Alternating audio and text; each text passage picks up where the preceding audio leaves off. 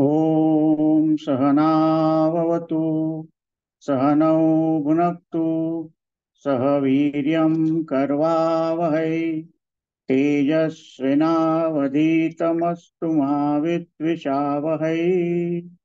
ॐ शान्ति शान्ति शान्ति। हरि ओम्।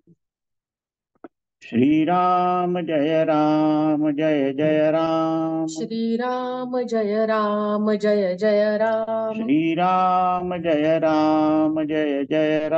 श्री राम जय राम जय जय राम। श्रीराम जय राम। श्री राम जय राम जय जय राम। श्रीराम जय राम। श्री राम जय राम जय जय राम। श्रीराम जय राम। श्री राम जय राम जय जय राम। श्रीराम जय राम। श्री राम जय राम जय जय राम।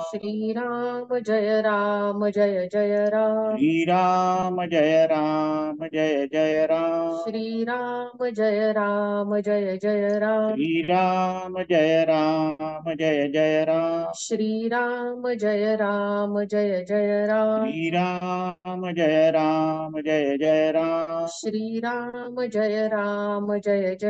श्री राम जय राम जय जय राम। श्रीराम जय राम। श्री राम जय राम जय जय राम। श्रीराम जय राम। श्री राम जय राम जय जय राम। श्रीराम जय राम। श्री राम जय राम जय जय राम। श्रीराम जय राम। श्री राम जय राम जय जय राम। श्रीराम जय राम। श्री राम जय राम जय जय राम। श्रीराम जय राम। श्री राम जय राम जय जय राम। श्रीराम जय राम। श्री राम जय राम जय जय राम। श्रीराम जय राम। श्री राम जय राम जय जय राम। श्रीराम जय राम। श्री राम जय राम जय जय राम। श्रीराम जय राम। श्री राम जय राम जय जय राम। श्रीराम जय राम। श्री राम जय राम जय जय राम। श्रीराम जय राम। श्री राम जय राम जय जय राम। श्रीराम जय राम। श्री राम जय राम जय जय राम। श्रीराम जय राम। श्री राम जय राम जय जय राम। श्रीराम जय राम। श्री राम जय राम जय जय राम। श्रीराम जय राम। श्री राम जय राम जय जय राम। श्रीराम जय राम। श्री राम जय राम जय जय राम। श्रीराम जय राम। श्री राम जय राम जय जय राम। श्रीराम जय राम। श्री राम जय राम जय जय राम। श्रीराम जय राम। श्री राम जय राम जय जय राम। श्रीराम जय राम। श्री राम जय राम जय जय राम। श्रीराम जय राम। श्री राम जय राम जय जय राम। श्रीराम जय राम। श्री राम जय राम जय जय राम। श्रीराम जय राम। श्री राम जय राम जय जय राम। श्रीराम जय राम। श्री राम जय राम जय जय राम। श्रीराम जय राम। श्री राम जय राम जय जय राम। श्रीराम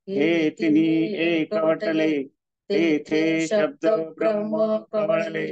ते मिया गुरुकृपा नमिले, आदि बीज आता अभिनव वाग्विलासिनी. जे चातुर्यार्थ कला कामिनी, ते शारदा विश्वमोहिनी.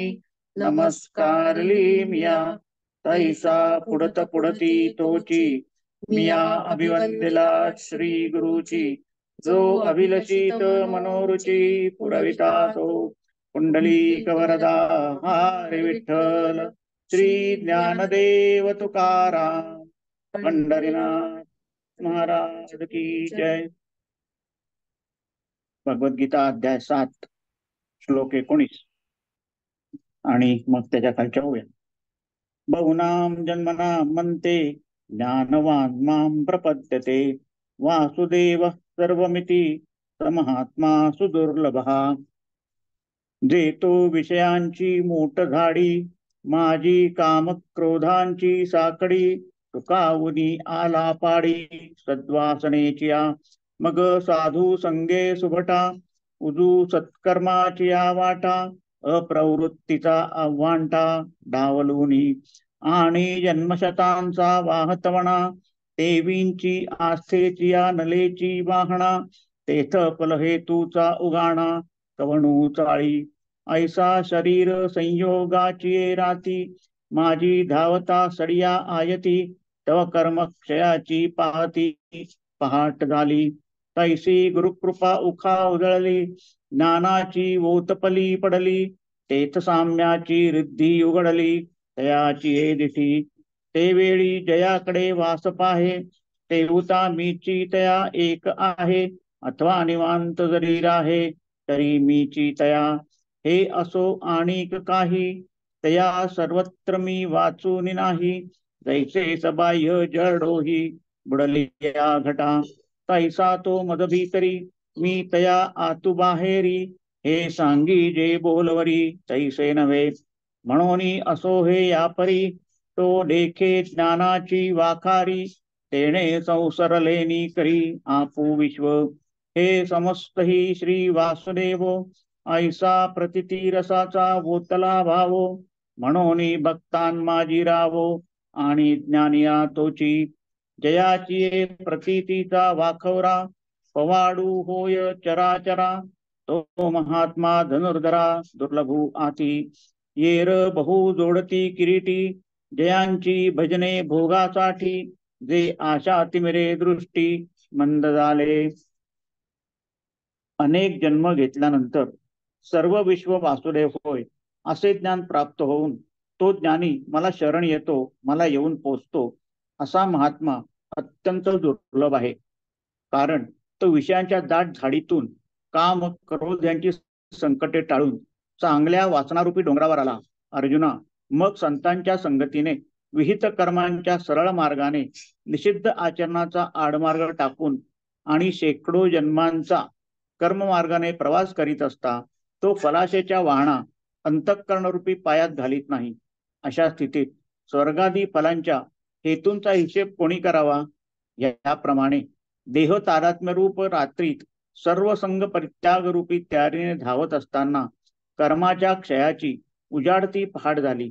त्याचप्रमाणे गुरुकृपारूप उषक्काल झाला व ज्ञानरूपी कोवळे ऊन पडले. तेव्हा त्या प्रसंगी त्याच्या दृष्टीला ब्रह्मैक्याचे ऐश्वर्य दिसू लागले. त्यावेळी तो जिकडे तिकडे पाहिल, तिकडे तिकडे त्याला मीच एक आहे, अथवा तो जरी निवांत राहिला तरीही त्याला मीच आहे हे बोलणे असो, त्याला सर्व ठिकाणी माझ्या वाचून दुसरे काही एक नाही. ज्याप्रमाणे डोहात घट बुडाला असता त्याच्या आत बाहेर जसे पाणीच असते, त्याप्रमाणे तो माझ्यामध्ये असतो व मी त्याच्या आत बाहेर असतो. ही स्थिती शब्दाने सांगता येईल अशी नाही. म्हणून हे राहू दे. याप्रमाणे तो ज्ञानाचे भांडार पाहतो व त्या योगाने सावरल्यामुळे सर्व जग आत्मरूप पाहतो.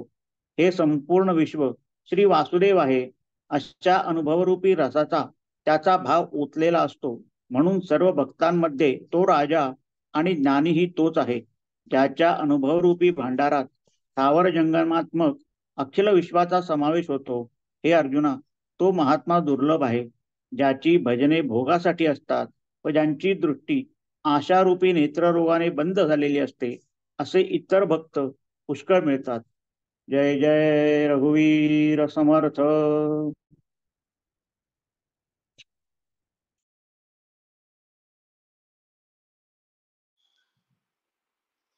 नमस्कार.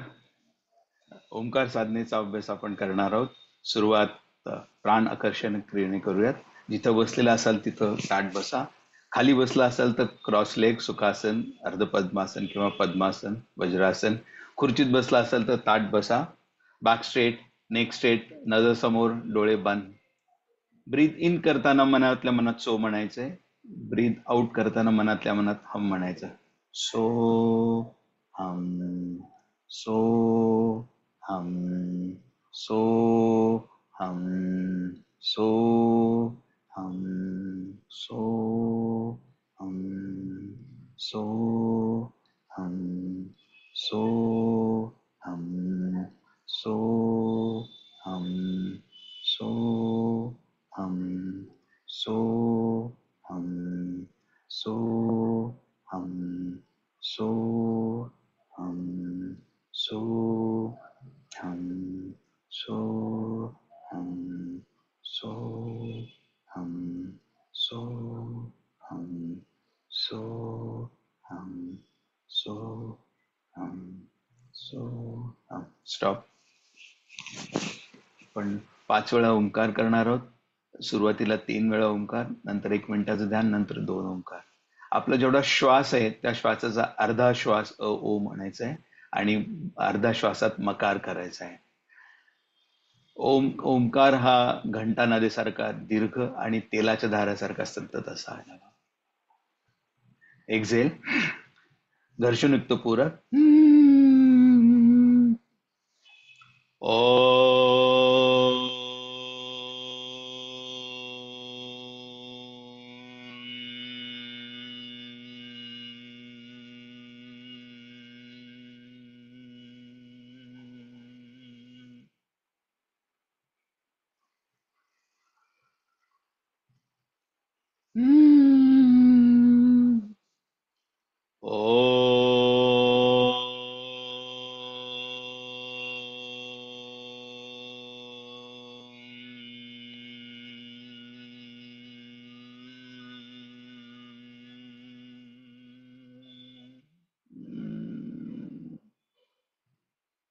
पूरा ओ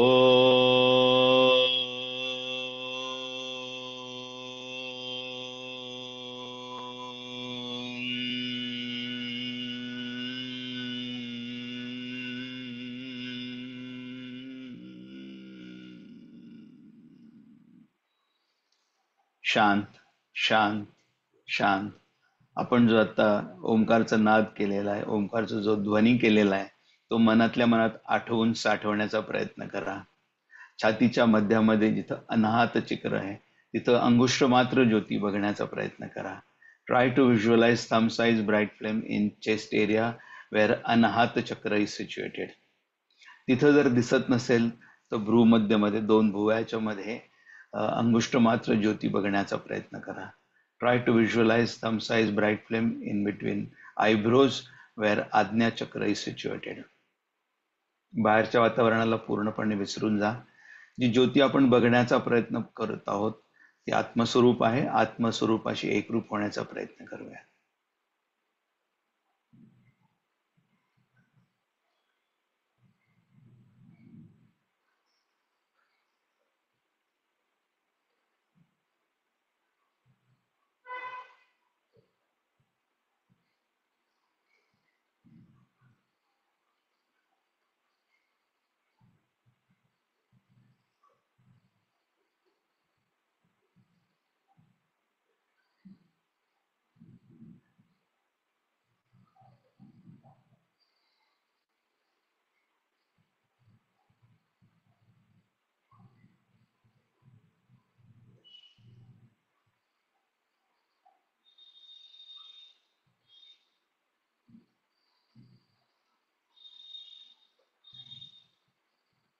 परत एकदा 2 वेळा ओंकार. घर्षणयुक्त पूरक ओ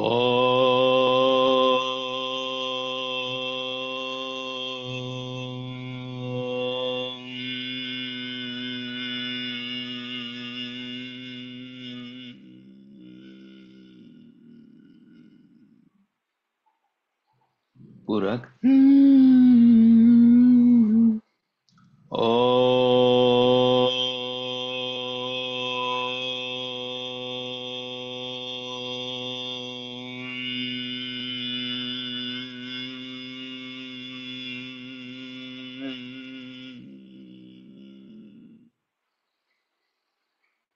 दोन्ही हाताचं घर्षण. जी ऊर्जा आपण ओंकार साधनेच्या अभ्यासातून मिळाली त्या ऊर्जेचं संचलन पूर्ण शरीरभर करूयात. दोन्ही हातांनी चेहरा कप करूया.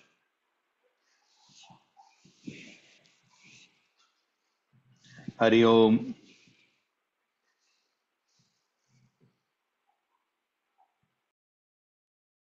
जय जय रघुवीर समर्थ. गुरु ब्रह्मा गुरु विष्णू गुरुदेव महेश्वरा. गुरु साक्षात परब्रह्म तस्मै श्री गुरुवे नमः. वसुदेव सुतं देवं कंसचाणूरमर्दनं देवकी परमानन्दं कृष्णं वन्दे जगद्गुरुं. गोपाल कृष्ण महाराज की जय. जय जय रघुवीर.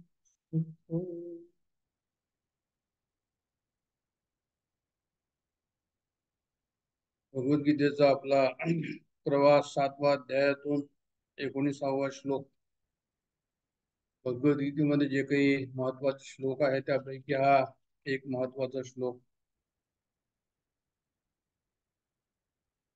बॅकग्राऊंड जे आहे ते असं आहे की भगवंतांनी असं म्हटलं की मला जे आहे ते भजणारे कोण कोण लोक आहेत. म्हणे आत जिज्ञासू अर्थार्थी आणि ज्ञानी हे मला भजणारे लोक आहे, हे माझे भक्त आहे. आणि त्याच्यामध्ये काय आहे की म्हणे जो ज्ञानी आहे तो मला जो आहे तो अतिप्रिय आहे आणि तोही मला प्रिय आहे. ज्ञानाला मी प्रिय आणि मला तो प्रिय. अशा प्रकारचं त्यांनी जे आहे ते ज्ञानी भक्ताचं वर्णन केलं. आणि त्या ज्ञानी भक्ताच्याच पुढे जे आहे ते तो ज्ञानी कसा असतो त्याचं वर्णन जे आहे ते चाललेलं आहे. पण तो ज्ञानी तो त्याला मी प्रिय आणि मला तो प्रिय असं जे ज्ञानी म्हणतात, तो जो नित्ययुक्त असतो, जो एकभक्त असतो, त्याच्याकरता त्यांनी हे पण म्हटलं पुढे वाढायच्या पहिले की उदारा सर्व एवेती ज्ञानी तो आत्मेव मे होतं. त्यांनी सांगितलं की जरी ज्ञानी मला प्रिय असला तरी पण म्हणजे बाकी सर्व जे आहे ते मला प्रिय नाही असं नाही, ते सुद्धा मला प्रिय आहे. आणि याच्यावरून आपल्याला या श्लोकामधनं असं आपल्याला कळतं की आम्ही सुद्धा जे आहे जे लोक भगवत भजन करताना दिसत नाही किंवा कोणत्याही अध्यात्म मार्गात नाही त्यांना आम्ही कमी लेखावं अशा प्रकारचा जो आहे ते आम्ही भाव ठेवू नये असा हा श्लोक आम्हाला या ठिकाणी सांगतो.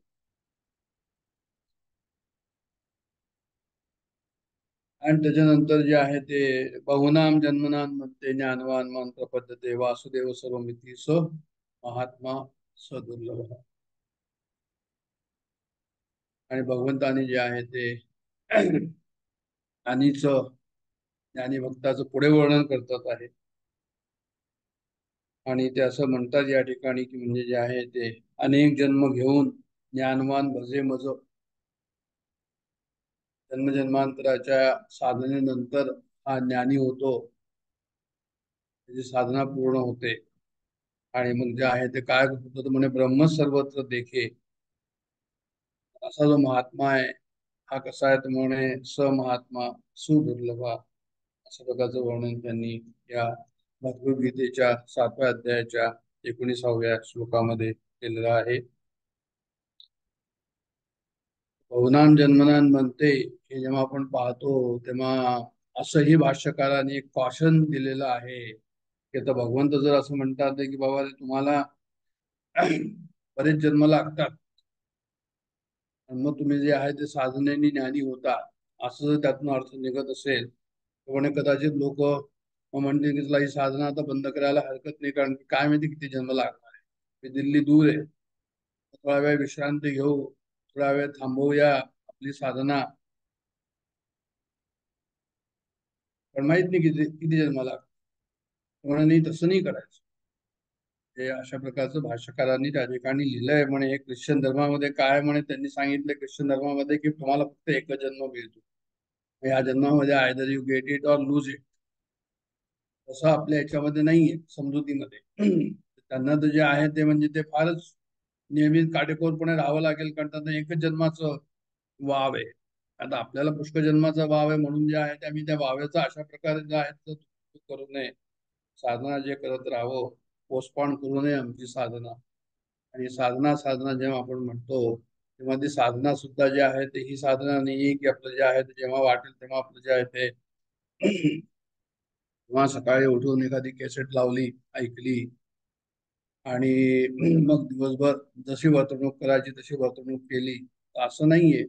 त्यांनी सांगितलंय की बहुनाम जन्मनाम बनते, हे जे साधन जे चाललेलं आहे या ठिकाणी ते कसं असलं पाहिजे, पुढे जे आहे ते कृतसंकल्प असलं पाहिजे, ते संयमित असलं पाहिजे, ते संतुलित असलं पाहिजे, ते नियमित असलं पाहिजे. खानपानमध्ये, त्याच्यानंतर जे आहे साधनेमध्ये, त्याच्यानंतर आपल्या विचारांमध्ये, आपल्या कृतीमध्ये, हे सर्व जे आहे ते साधनेमध्ये येतं. आम्ही जर असं म्हणू की बा आम्ही आपलं थोडंसं ऐकून घेऊ किंवा एखादी महाजप करून घेऊ पण नंतर वाटेल तसं वागू किंवा लक्ष ठेवणार नाही आमच्या वागण्याकडे, आम्ही आमच्या विचारांकडे, आम्ही त्यामुळे ते असंयमित जीवन होईल. ते जे आहे ते त्या ठिकाणी मग तुम्हाला जे आहे ते साधना तुमची बरोबर होणार नाही. म्हणून अत्यंत आवश्यक आहे की आम्ही काय करतो आहोत आमच्या साधनेमध्ये, गुरुच्या उपदेशानुसार आणि गुरुशी सत्संग करून आणि गुरुच्या आज्ञेप्रमाणे साधनेमध्ये अत्यंत आवश्यक आहे की आम्हाला संयमित जीवन आमचं हवं. हे का म्हणतो या ठिकाणी की पुष्कळ जन्मानंतर आम्हाला जर स्वरूपाचा साक्षात्कार होत असेल, ह्या जन्मामध्ये आम्ही एकीकडे असं नाही करायचं ढिलाई करायची, पण दुसरीकडे असंही नाही करायचं की आम्ही आपलं जे आहे ते ऐकत राहतो आमचं जीवन जे आहे ते संयमित नाहीये, असंही नसलं पाहिजे.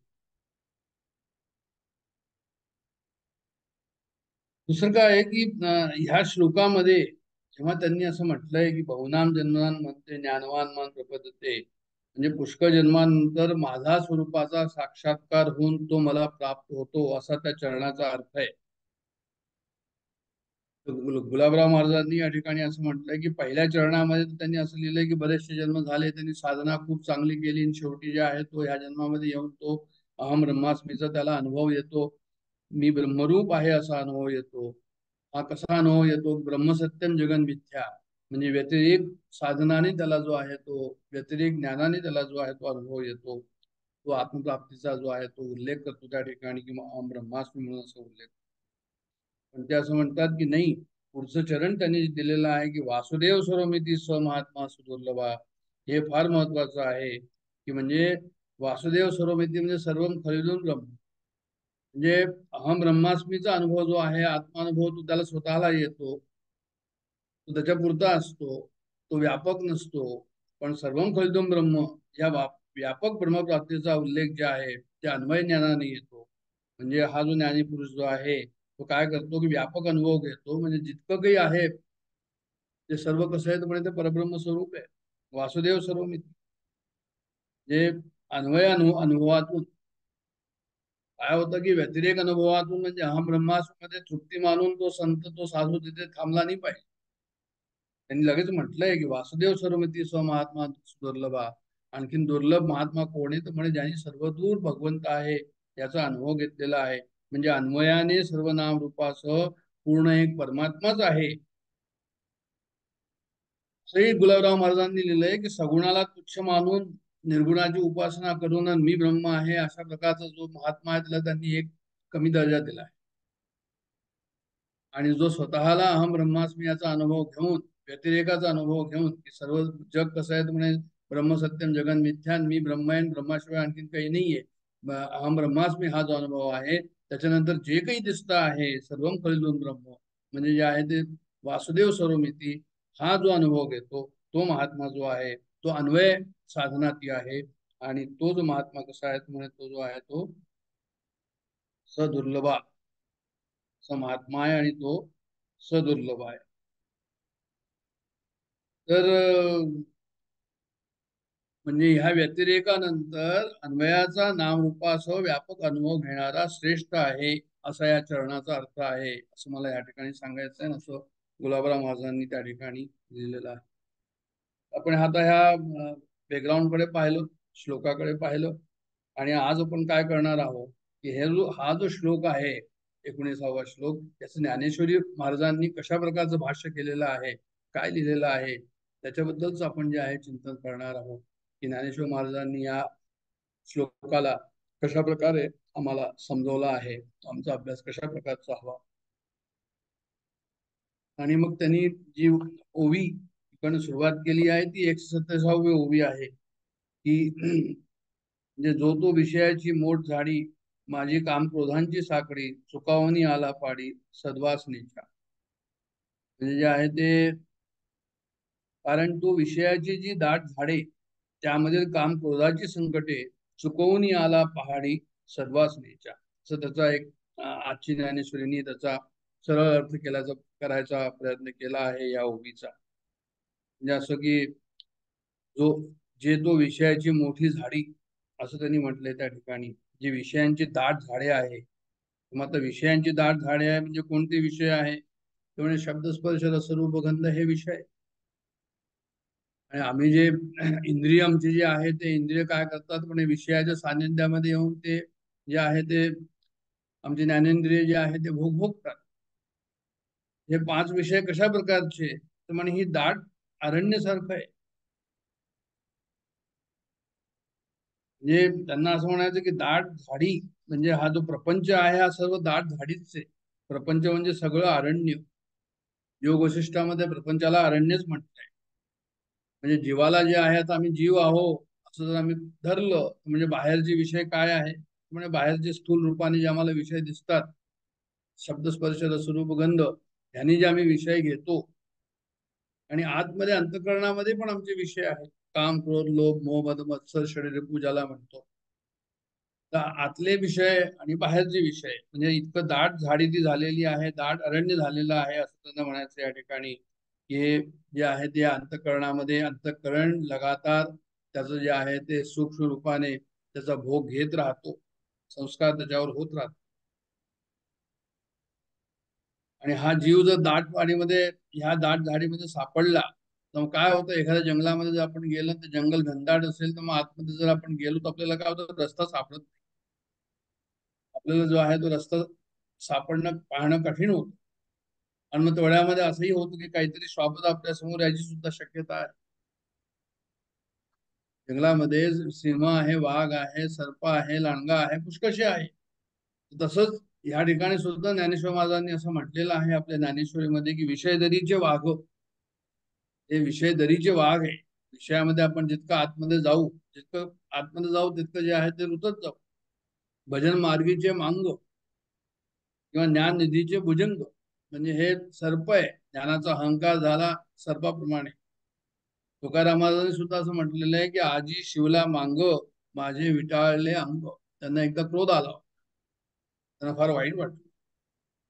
झाली क्रोधाची भेटी तोंडा वाटे नरके लोटी. म्हणजे शिवाय गाई जर तोंडाने केली शब्द पडले बाहेर तर म्हणे हे नरकासारखंच आहे असं त्यांची स्थिती होती. म्हणजे काय सांगायचं तात्पर्य असो की ही जी विषयाची दाट झाडी आहे बाहेरची ना आतली. तर दुसरं असं की बाहेरची आपण जेव्हा जंगलात जातो ते श्वापद कशी असतात. एखादा वाघ जर आम्हाला भेटला जसं का डॉक्टर काकांनी एकदा सांगितलं होतं की वाघ भेटला तर तुम्ही काय कराल तर म्हणे मला काहीच करायचं नाही, तो सर्व काही करेल, माझ्या हातात काय आहे. तर तसंच आमचं सुद्धा जे आहे ते काम क्रोधाची आमची जी अनुभव आहे तो अशाच प्रकारचा आहे की या जंगलामध्ये विषय जंगलामध्ये आम्ही जर एखाद्या कामाच्या किंवा क्रोधाच्या तावडीमध्ये सापडलो तर म्हणजे जसं त्या श्वापदांना दयामाया नाही, ते क्रूर असतात आणि ते फाडून खाल्ल्याशिवाय राहत नाही, तसंच हे सुद्धा जे आहे षडरिपू आमचे जे आहे ते सुद्धा आम्हाला जे आहे ते त्या ठिकाणी सोडत नाही. आणि ते आम्हाला काय करतात म्हणे ते मला त्या ठिकाणी सोडत नाही, म्हणजे आम्हाला त्रास देतात असं त्यांना म्हणायचं आहे. म्हणजे आमचं असं होतं की एकदा आतमध्ये गेलं की बाहेर येणं कठीण, आणि जितकं खोलात जाऊ तितकं गुंतत जातो, रुतत जातो. जसं उदाहरण दिलं आहे, चिखलामध्ये जर आमचा पाय गेला तर तो पाय खोलात खोलत जातो, बाहेर काढणं कठीण होतं. तशाच प्रकारचं विषयाची परिस्थिती आमची या ठिकाणी आहे.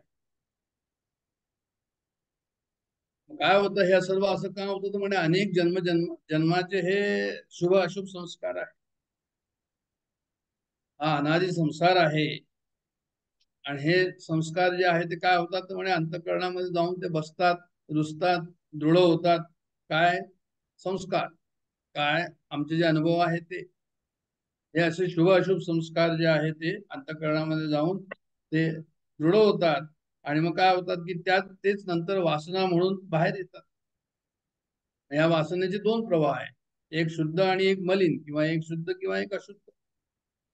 आणि मग हे शुभ वासना आणि अशुभ वासना, शुभ अशुभ कर्माला ते प्रेरणा देतात.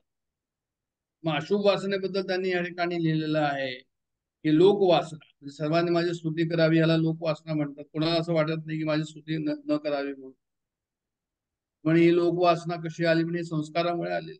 देह शास्त्र वासना, की सर्व शास्त्र जे आहे मी पठण करावी, अनुष्ठान करावं, पाठ करावं, अशा प्रकारचे जे आहे. तर मग सर्व शास्त्र तुम्ही कसं पाठ करा, तो सुद्धा त्या ठिकाणी अहंकार उत्पन्न, ही दुसरी वासना. तिसरी वासना त्यांनी सांगितले की देह वासना, म्हणजे हा देह मी आहे असा अभिनिवेश. देहच मी, देहोहम, ही जी वासना आहे ही सुद्धा जी आहे ती म्हणे कशी येते, म्हणे ही मलिन वासना म्हणजे. बरं, मी या देहाने भोग घेतो, म्हणजे गुणाशी संबंध येतो, सत्व रज तम गुण, म्हणून त्याचा संबंध, गुणाचा संबंध आला. आणि त्याच्यानंतर दोष जे आहे ते, माझ्यामध्ये काहीतरी दोष हे नेहमी असतात, आणि ते दोष निवृत्ती सुद्धा ती अशक्य आहे. म्हणून या सर्व वासना कशा आहे, दोषरूप वासना, गुणरूप वासना, देह मी आहे ही वासना, शास्त्र वासना, लोक वासना, या सर्व कशा आहेत म्हणजे या अशुद्ध वासना आहे. त्यातून जे आहे ते काय होईल, अशुभ कर्माला प्रेरक असतात. आणि शुद्ध वासना कोणती तर म्हणजे शुद्ध वासना ती सद्वासना, ज्याने की आत्मप्राप्तीच्या इच्छेशिवाय दुसरं आणखी काही त्या ठिकाणी आपल्याला विचार आपण करत नाही. हे संसारात पडलेल्या माणसाला, जीवाला मुक्त होण्यास एकच सद्वासना हवी की मला आत्मज्ञान कसं होईल. याच्याकरता काय करायचं तर म्हणजे ह्या मलिन वासनांचा त्याग करायचा. तर हे सर्व आपल्या साधनेमध्ये येणार, रोजच्या ह्याच्यात येतो. आणि म्हणून त्याची उजळणी करणं जे आहे ते, आपल्याला स्वतःला पाहणं, साधनेमध्ये आम्ही कुठे उभो आहोत. या मलिन वासनांचा त्याग कसा करायचा तर म्हणे आम्हाला काही माहिती आहे की यम आहे, नियम आहे, आसन आहे, प्राणायाम आहे, किंवा आम्ही साधन चतुष्ट संपन्न सुद्धा व्हायचा प्रयत्न करतो की विवेक, वैराग्य, समाधी, षटक, शम, दम, तितिक्षा, समाधान, उपरती, श्रद्धा, आणि जे आहे ते मुमुक्षता, हे एकीकडे झालं. दुसरीकडे श्रवण, मनन, निधिध्यासन हे झालं. योगामध्ये जसं सांगितलं की यम, नियम, आसन, प्राणायाम ही बहिरंग साधना आहे, की थोडासा आम्ही प्रयत्न करावा की जो आहे तो आम्ही साधनेमध्ये जे आहे एका ठिकाणी कसं बसू शकतो थोड्या वेळ. आणि अंतरंग साधना कोणती म्हणजे धारणा, ध्यान, समाधी, ही अंतरंग साधना आहे. पूर्वीची बहिरंग साधना आहे पतंजली योगसूत्रामध्ये. त्याच्यामध्ये जोडणारा काय म्हणजे प्रत्याहार आहे. प्रत्याहार म्हणजे प्रतिआहार, म्हणजे इंद्रियांचा आहार. याच्यावर श्री गुरु बेस्टांनी बरंचसं लिहिलेलं आहे. त्यांचं असं म्हणणं या ठिकाणी की प्रतिआहार म्हणजे इंद्रियांचा आहार. म्हणजे त्यांनी असं सांगितलं की समजा तुम्हाला जिलेबी खूप आवडते, मग तुम्ही जिलेबीच्या दुकानासमोर जा आणि जेबमध्ये पैसे पण ठेवा, खिशात पैसे पण आहे, जिलेबी पण समोर आहे, पण तुम्ही ती घेत नाही. याला ते काय म्हणतात, प्रत्याहार म्हणतात. पण मग ते कसं, म्हणजे तुम्हाला तिथे वृत्ती उठत नाही. लोकमान्याचं त्यांनी उदाहरण दिलं आहे की लोकमान्य जे आहे ते आणखीन खापर्डे आणि त्यांचे कोण मित्र होते, प्रसिद्ध नाव आहे ही लोकमान्यांच्या चरित्रामध्ये. म्हणजे ते काहीतरी ह्याला दारू वगैरे सुद्धा प्यायला बसले की लोकमान्य नुसते जवळ बसायचे, ते दारू वगैरे नाही प्यायचे. त्यांना सांगायचं असं या ठिकाणी प्रत्याहार, की म्हणजे जे आहे ते सिगरेट समोर आहे पण आतून वृत्ती नाही, अशा प्रकारचा प्रत्याहार जो आहे तो अत्यंत महत्वाचा आहे. तर मग काय करायचं आम्ही तर म्हणे प्रत्याहार करायचा, विवेक करायचा, वैराग्य, आणि देवाला प्रार्थना करायची. आणि त्याप्रमाणे काय व्हायचं, तेव्हा सद्वासना जी आहे ती उत्पन्न होईल त्या ठिकाणी. कायावाचा मने झाला विष्णुदास, कामक्रोध त्यासी बाधित नाही. कारण ही ओवी आपल्याला असं सांगते की चुकवून आला पहाडी सद्वासनेच्या, म्हणजे ह्या विषयाच्या दाट जंगलामधून तो बाहेर आला आणि सद्वासनेच्या पाडी आला. तर ही सद्वासना की काया वाचा मने झाला विष्णुदास, ही सद्वासना. आणि कामक्रोध त्याची नंतर बाधत नाही. मग कामक्रोध त्याला बाधत नव्हतं. तुका म्हणे अवघी आवरली वासना, आता नारायणा दुसऱ्यापासून.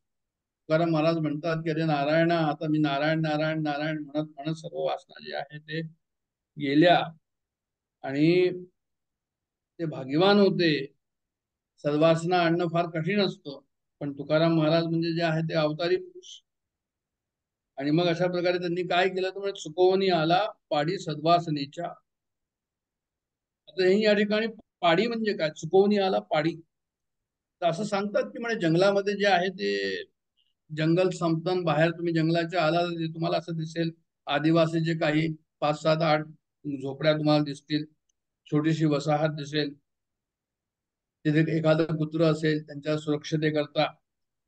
आणि मग हा पाडा कोणता, तर म्हणे मग त्यांनी त्याचं काहीतरी नाव दिलं असेल त्या पाड्याचं, की मग आम्ही लोक इथे राहतो, आदिवासाचा तो पाडा आहे. तर म्हणे असा पाडा त्या ठिकाणी, म्हणजे तुम्ही जंगलात न बाहेर निघाला, सद्वासनेच्या पाडामध्ये आला, म्हणजे सद्वासनेच्या पहाडावर आला.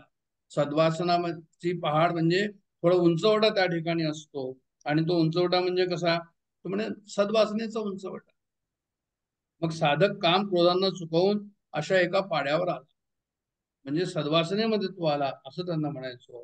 म्हणून तो विषयाची जी दाट झाडी त्यामध्ये काम क्रोधाची संकटे चुकवून आला पाडी सद्वासनेच्या. अशा प्रकारे याचा अर्थ या ठिकाणी केलेला आहे. आणि पुढची उभी जी आहे, मग साधू संगे सुभटा कुजू सत्कर्माची वाटा अप्रवृत्तीच्या वाटा डावू. म्हणजे मग साधू संगी हे श्रेष्ठा, लागे सरळ सत्कर्माच्या वाटा अप्रवृत्तीच्या आडवाटा डावलून. म्हणजे साधूच्या संगतीने काय करायचं, शास्त्रविरुद्ध वागण्याची आडवाट सोडून द्यायची, किंवा दुराचरण सोडून द्यायचं, किंवा निषिद्ध कर्म सोडून द्यायचं, तो मार्ग सोडून द्यायचा. आणि अप्रवृत्तीच्या आडवाटा डावलून, म्हणजे निषिद्ध कर्म जे आहे त्या ठिकाणी दूर करायचं, दुराचरण आम्ही दूर करायचं, ती आडवाट आहे ती आडवाट सोडून द्यायची. आणि काय करायचं, लागे सरळ सत्कर्माच्या वाटा. साधूच्या संगतीमध्ये राहून आम्ही काय करावं, म्हणजे सत्कर्माची वाट धरावं. म्हणजे परमेश्वर कृपेने सद्वासना उत्पन्न होते, त्याला प्रार्थना करावी. परमेश्वर कृपेने सत्पुरुषाचा संग घडतो, ही परमेश्वराला प्रार्थना करत राहावं. आणि सद्गुरूच्या संतांच्या उपदेशानेच विषय सुखाच्या प्राप्ती करता कर्म करणे बंद व्हावे, अशी पण त्या ठिकाणी प्रार्थना आहे. म्हणजे भगवंत प्राप्ती करता निष्काम चित्ताने कर्माचरण होऊ द्यावं, अशा प्रकारची ती प्रार्थना आहे. म्हणजे मला पहिले काय हवं की म्हणजे मी जे काही कर्म करतो आहो, प्रपंचातली कर्तव्य कर्मे आम्ही पार पाडावी, योग्य ती कर्मे करावी. पण त्या ठिकाणी असं नको की म्हणजे जे आहे ते कर्मच करत राहतो. आम्हाला काय व्हायचं आहे साधनेमध्ये, त्यामुळे आम्हाला निष्काम कर्माकडे जायचं आहे. आमची कर्मे जी आहे ती योग्य कर्मे आम्ही करावी, कर्तव्य कर्मे करावी. बाकी इतर उपद्व्याप, ज्याला डॉक्टर काका म्हणतात, ते कमी व्हावे. आणि जेवढे आवश्यक कर्म आहे तेवढीच जे आहे ते व्हावी. ती कशी व्हावी, तर म्हणजे निष्काम कर्म म्हणून त्या ठिकाणी संपन्न व्हावे. म्हणून त्याच्यामधले जे आहे ते हे सर्व होण्याकरता कर्माचा महिमा या ठिकाणी सांगितलंय की लागे सर्व सत्कर्माच्या वाटा, आणि ते साधू संगी. साधूची संगत जी आहे ती फार महत्वाची आहे. रामायणामध्ये सांगितलंय, रामायणामध्ये रामचंद्र म्हणतात सत्संगती हे प्रथम साधन, आणि हे सर्व साधनांना आधारभूत साधन आहे. संता संगती रेवात्र साधनम प्रथमम श्रुतम. संता संगती देवात्र साधनम प्रथमम श्रुतम. म्हणजे संतांची संगती मनोमार्ग गती, आकाळवा श्रीपती येणे पण. म्हणजे सत्संगतीचा महिमा सर्वांनीच गायलेला आहे, आपल्याला खूप ठाऊक आहे त्याच्याबद्दल. पण म्हणजे सत्संगती हे प्रथम साधन, हे अत्यंत जे आहे ते आवश्यक आहे, ते पाहिलं पाहिजे. श्री गुरु बेलसरांनी असं लिहिलं होतं त्या ठिकाणी की म्हणजे जे आहे ते नुसतं वाचून एक वेळ होणार नाही, तुम्हाला तुमचं मन लागणार नाही, तुम्हाला समजणार नाही, तुम्हाला पटणार नाही, पण म्हणजे जिवंत मुखाने जर सद्गुरु मुखाने जर श्रवण केलं ते आणखीन जास्त चांगलं. अशा प्रकारे त्यांनी सांगितलं. सत्संगाचा महिमा त्या ठिकाणी सांगितला की परी संता सवे वसता योग ज्ञानी पैसता गुरुचरण उपासिता वैराग्य, असं ज्ञानेश्वर महाराज म्हणतात की येण्याची सत्कर्मे अशेषही अज्ञान विरमे. सत्कर्म केल्याने काय होतं म्हणे अज्ञान जे आहे ते हळूहळू कमी होतं आणि जयाचे अहम विश्रामे आत्मरूपी. मग हळूहळू जो आहे ते निष्काम कर्म होऊन चित्त शुद्ध होऊन चित्त शांत होऊन तुमची वाटचाल जी आहे ती आत्मरूपाकडे होण्याकरता जे आहे ते एक तुम्हाला सुयोग्य किंवा इलिजिबल असा जो आहे ती साधना त्या ठिकाणी होते. आता लागे सरळ सत्कर्माच्या वाटा, तर सत्कर्म कशाला म्हणतात म्हणजे आपली कल्पना काय आहे सत्कर्माची. आमची कल्पना अशी, आम्ही सत्यनारायण करतो, आम्ही अनुष्ठान करतो, आम्ही काहीतरी हे करतो, आपलं उपासना करतो आणि त्याचं जे आहे ते मग शेवटी त्याचं उद्यापन करतो, लोकांना जे आहे ते दान धर्म करतो, भोजन कर्म वगैरे करतो त्या ठिकाणी, आणि आम्ही त्याला सत्कर्म म्हणतो. म्हणजे नाही, हे सत्कर्म नाही. आमची कल्पना जी आहे ते पुण्यकर्म, चांगलं परोपकाराचं कर्म, जी आमची कल्पना आहे त्याला भगवान इथे या ठिकाणी सत्कर्म म्हटलेलं आहे का म्हणे नाही. मग सत्कर्माचा हे काय अर्थ काय म्हणजे सत्कर्माचा अर्थ म्हणजे जे जीवास बंधनातून सोडवते, जे जीवास बंधनातून सोडवते त्याला त्यांनी काय म्हटलंय म्हणजे सत्कर्म. निषिद्धाचा त्याग करवते. निषिद्धाचा त्याग जोपर्यंत होणार नाही आणि असं कर्म की जो जीवाला बंधनातून सोडते तोपर्यंत ते सत्कर्म होणार. तर निषिद्धाचा त्याग करणं अत्यंत आवश्यक, निषिद्ध कर्माचा त्याग करणं अत्यंत आवश्यक आहे. आणि असं कर्म करायचं की ज्याच्यातनं जे आहे आम्ही बंधनातून सुटू, आणि ते कसं ते पुढे येईल. म्हणजे आम्ही जे आहे काम्य कर्माला सत्कर्म म्हणतो, हा जी आमची कल्पना आहे, किंवा आम्ही कळत नकळत निषिद्ध कर्म करतो, कळत नकळत आम्ही पाप कर्म करतो, पण ते नको. आणि अप्रवृत्तीच्या आडवाटा डावलू नये, म्हणजे ते सुद्धा जे आहे ते आम्हाला अप्रवृत्ती त्याला म्हटलेलं आहे त्यांनी, की ती अप्रवृत्ती जी आहे त्या ठिकाणी काय केलं पाहिजे, तर म्हणे ते सोडलं पाहिजे. आणि पुढे त्यांनी असं म्हटलंय की आणि शतजन्माची वाट चालताना आणि जन्मशतांचा वाहत म्हणा देवीची आशेची न लेची वाहना तेथ फल हेतूचा उगाणा कोण. त्याच आजच्या ज्ञानेश्वरीमध्ये त्यांनी भाषांतर सोप्या भाषेमध्ये केलंय की आणि शतजन्माची वाट चालताना तेथे आशेच्या न घाली वाहना. वाहना कोणत्या तर म्हणे आशेच्या वाहना सतत घातलेल्याच असतात, त्या वाहना जायचं आपण काढत नाही, जन्मभर फिरत असतो, वाहना घालून फिरत असतो, आणि ते कोणती वाहन म्हणजे ती आशेची वाहन. आणि तेथे फलहेतूचा हिशोब कोण करी. पण जो वाहन घालत नाही आशेची त्याला फलहेतूचा हिशोब तो करत नाही. त्यांना असं म्हणायचं या ठिकाणी की निषिद्ध कर्मे काम्यकर्मे ही सत्कर्माच्या विरोधी आहे, पण ती जरी आम्हाला आवडणारी असते तरी आम्ही ती करू नये, कारण की ते चित्तास आम्हाला मलिन करतात. म्हणून आडवाट सोडायची आणि सत्कर्माच्या वाटेने आम्ही जाताना जर आम्ही असं वाटलं की बा आम्हाला जे आहे ते आमचं धैर्य खचतंय, नाही, मला असं वाटतं की आपण इथे 128वी ओवी वाचावी. मग साधू संघ हे श्रेष्ठ लागे सरळ सत्कर्माच्या वाटा अमृताच्या आडवाटा डावलू. आपण हे पाहिलेलं आहे, हे पाहिलेलं आहे. ही ओवीचा अर्थ आपण पाहिलेला आहे आपल्या ह्यांनी देगलूरकर महाराजांनी केला त्याप्रमाणे. आणि हा या ठिकाणी थोडासा अर्थ जो राहिलेला आहे तो आहे श्री गुरु बेलश्रांनी सांगितलेलं आहे. त्यांनी सुद्धा हेच सांगितलेलं आहे. शंकराचार्यांचं त्यांनी त्या ठिकाणी एक उदाहरण दिलं आहे. आणि त्यांनी असं सांगितलं या ठिकाणी की जसं संतांच्या संगतीत ज्ञान प्रगट होतं, म्हणून संतांची संगत जी हवी आणि सत्कर्म कसं करायचं ह्याच्याबद्दलचं एक विशेष त्यांनी हे दिलं. एक परमात्म्याला कर्मामध्ये आणा.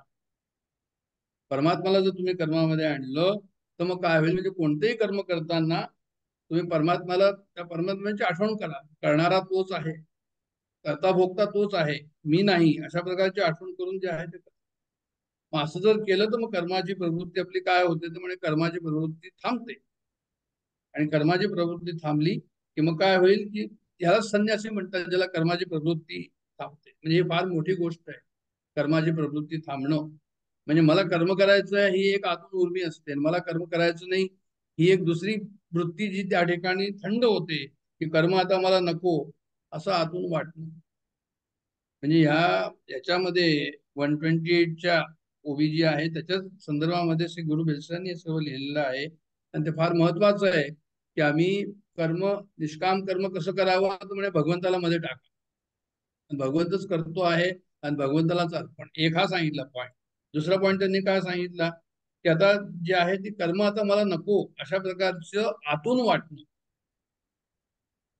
ही फार मोठी अवस्था आहे ते म्हणतात, आणि सोपी नाही. आता असं समजायचं की आता कर्म पुष्कळ झालं आणि मी आता तृप्त आहे, कारण आपल्याला कर्माशिवाय चैन पडत नाही.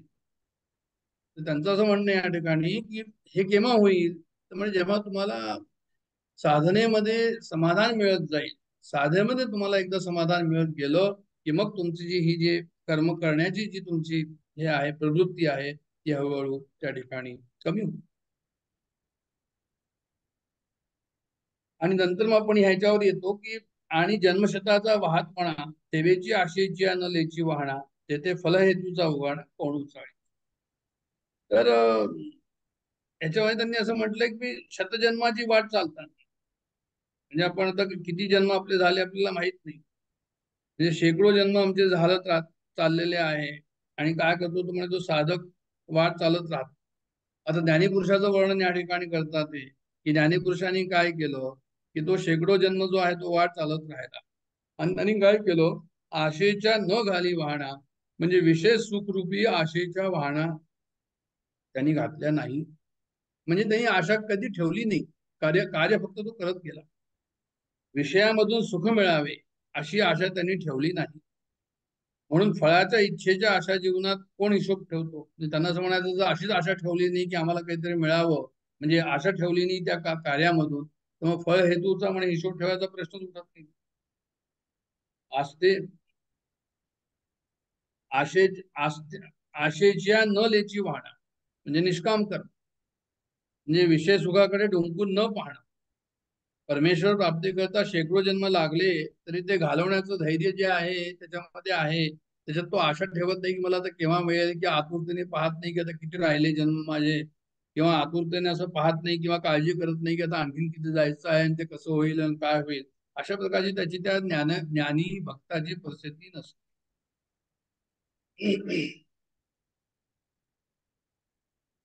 कारण की एक साधूची गोष्ट या ठिकाणी त्यांनी सांगितलेली आहे की साधू होता आणि तो नारद तिकडनं जात होते, तो झाडाखाली बसला होता. तर त्यांनी सांगितलं नारदाला की जा जाऊन तू नारायणाला विचारून की आता मला आणखीन किती वेळ लागेल माझं मोक्ष मिळवण्याकरता. नारदजी म्हणाले ठीक आहे विचारू नये. आणि नंतर तू पुढे आणखीन गेला तर त्या साधूने तोच प्रश्न त्यांना केला. नारदजी म्हणाले ठीक आहे मी विचारू नये. नारदजी पण वापस आले. मग पहिल्याला जेव्हा त्यांनी विचारलं काय विचारलं का तुम्ही नारायणाला की मला किती वेळ अजून लागेल, तर त्यांनी नारदजींनी म्हटलं की म्हणे जे आहे ते हे जितकी तुला इथे इतके जन्म लागतील असं त्यांनी त्याला सांगितलं. की म्हणे अरे अजून इतके जन्म, अशा प्रकारचं त्यांनी जे आहे ते आक्रोश केला.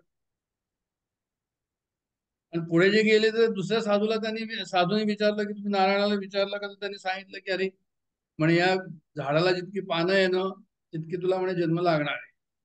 आणि तो आनंदाने नाचू लागला की चला म्हणे कमी मिळणार तर हे किती जन्म असो ते. मग याचा अर्थ हा झाला की त्याला हे खात्री होती किंवा मला मिळणारच आहे.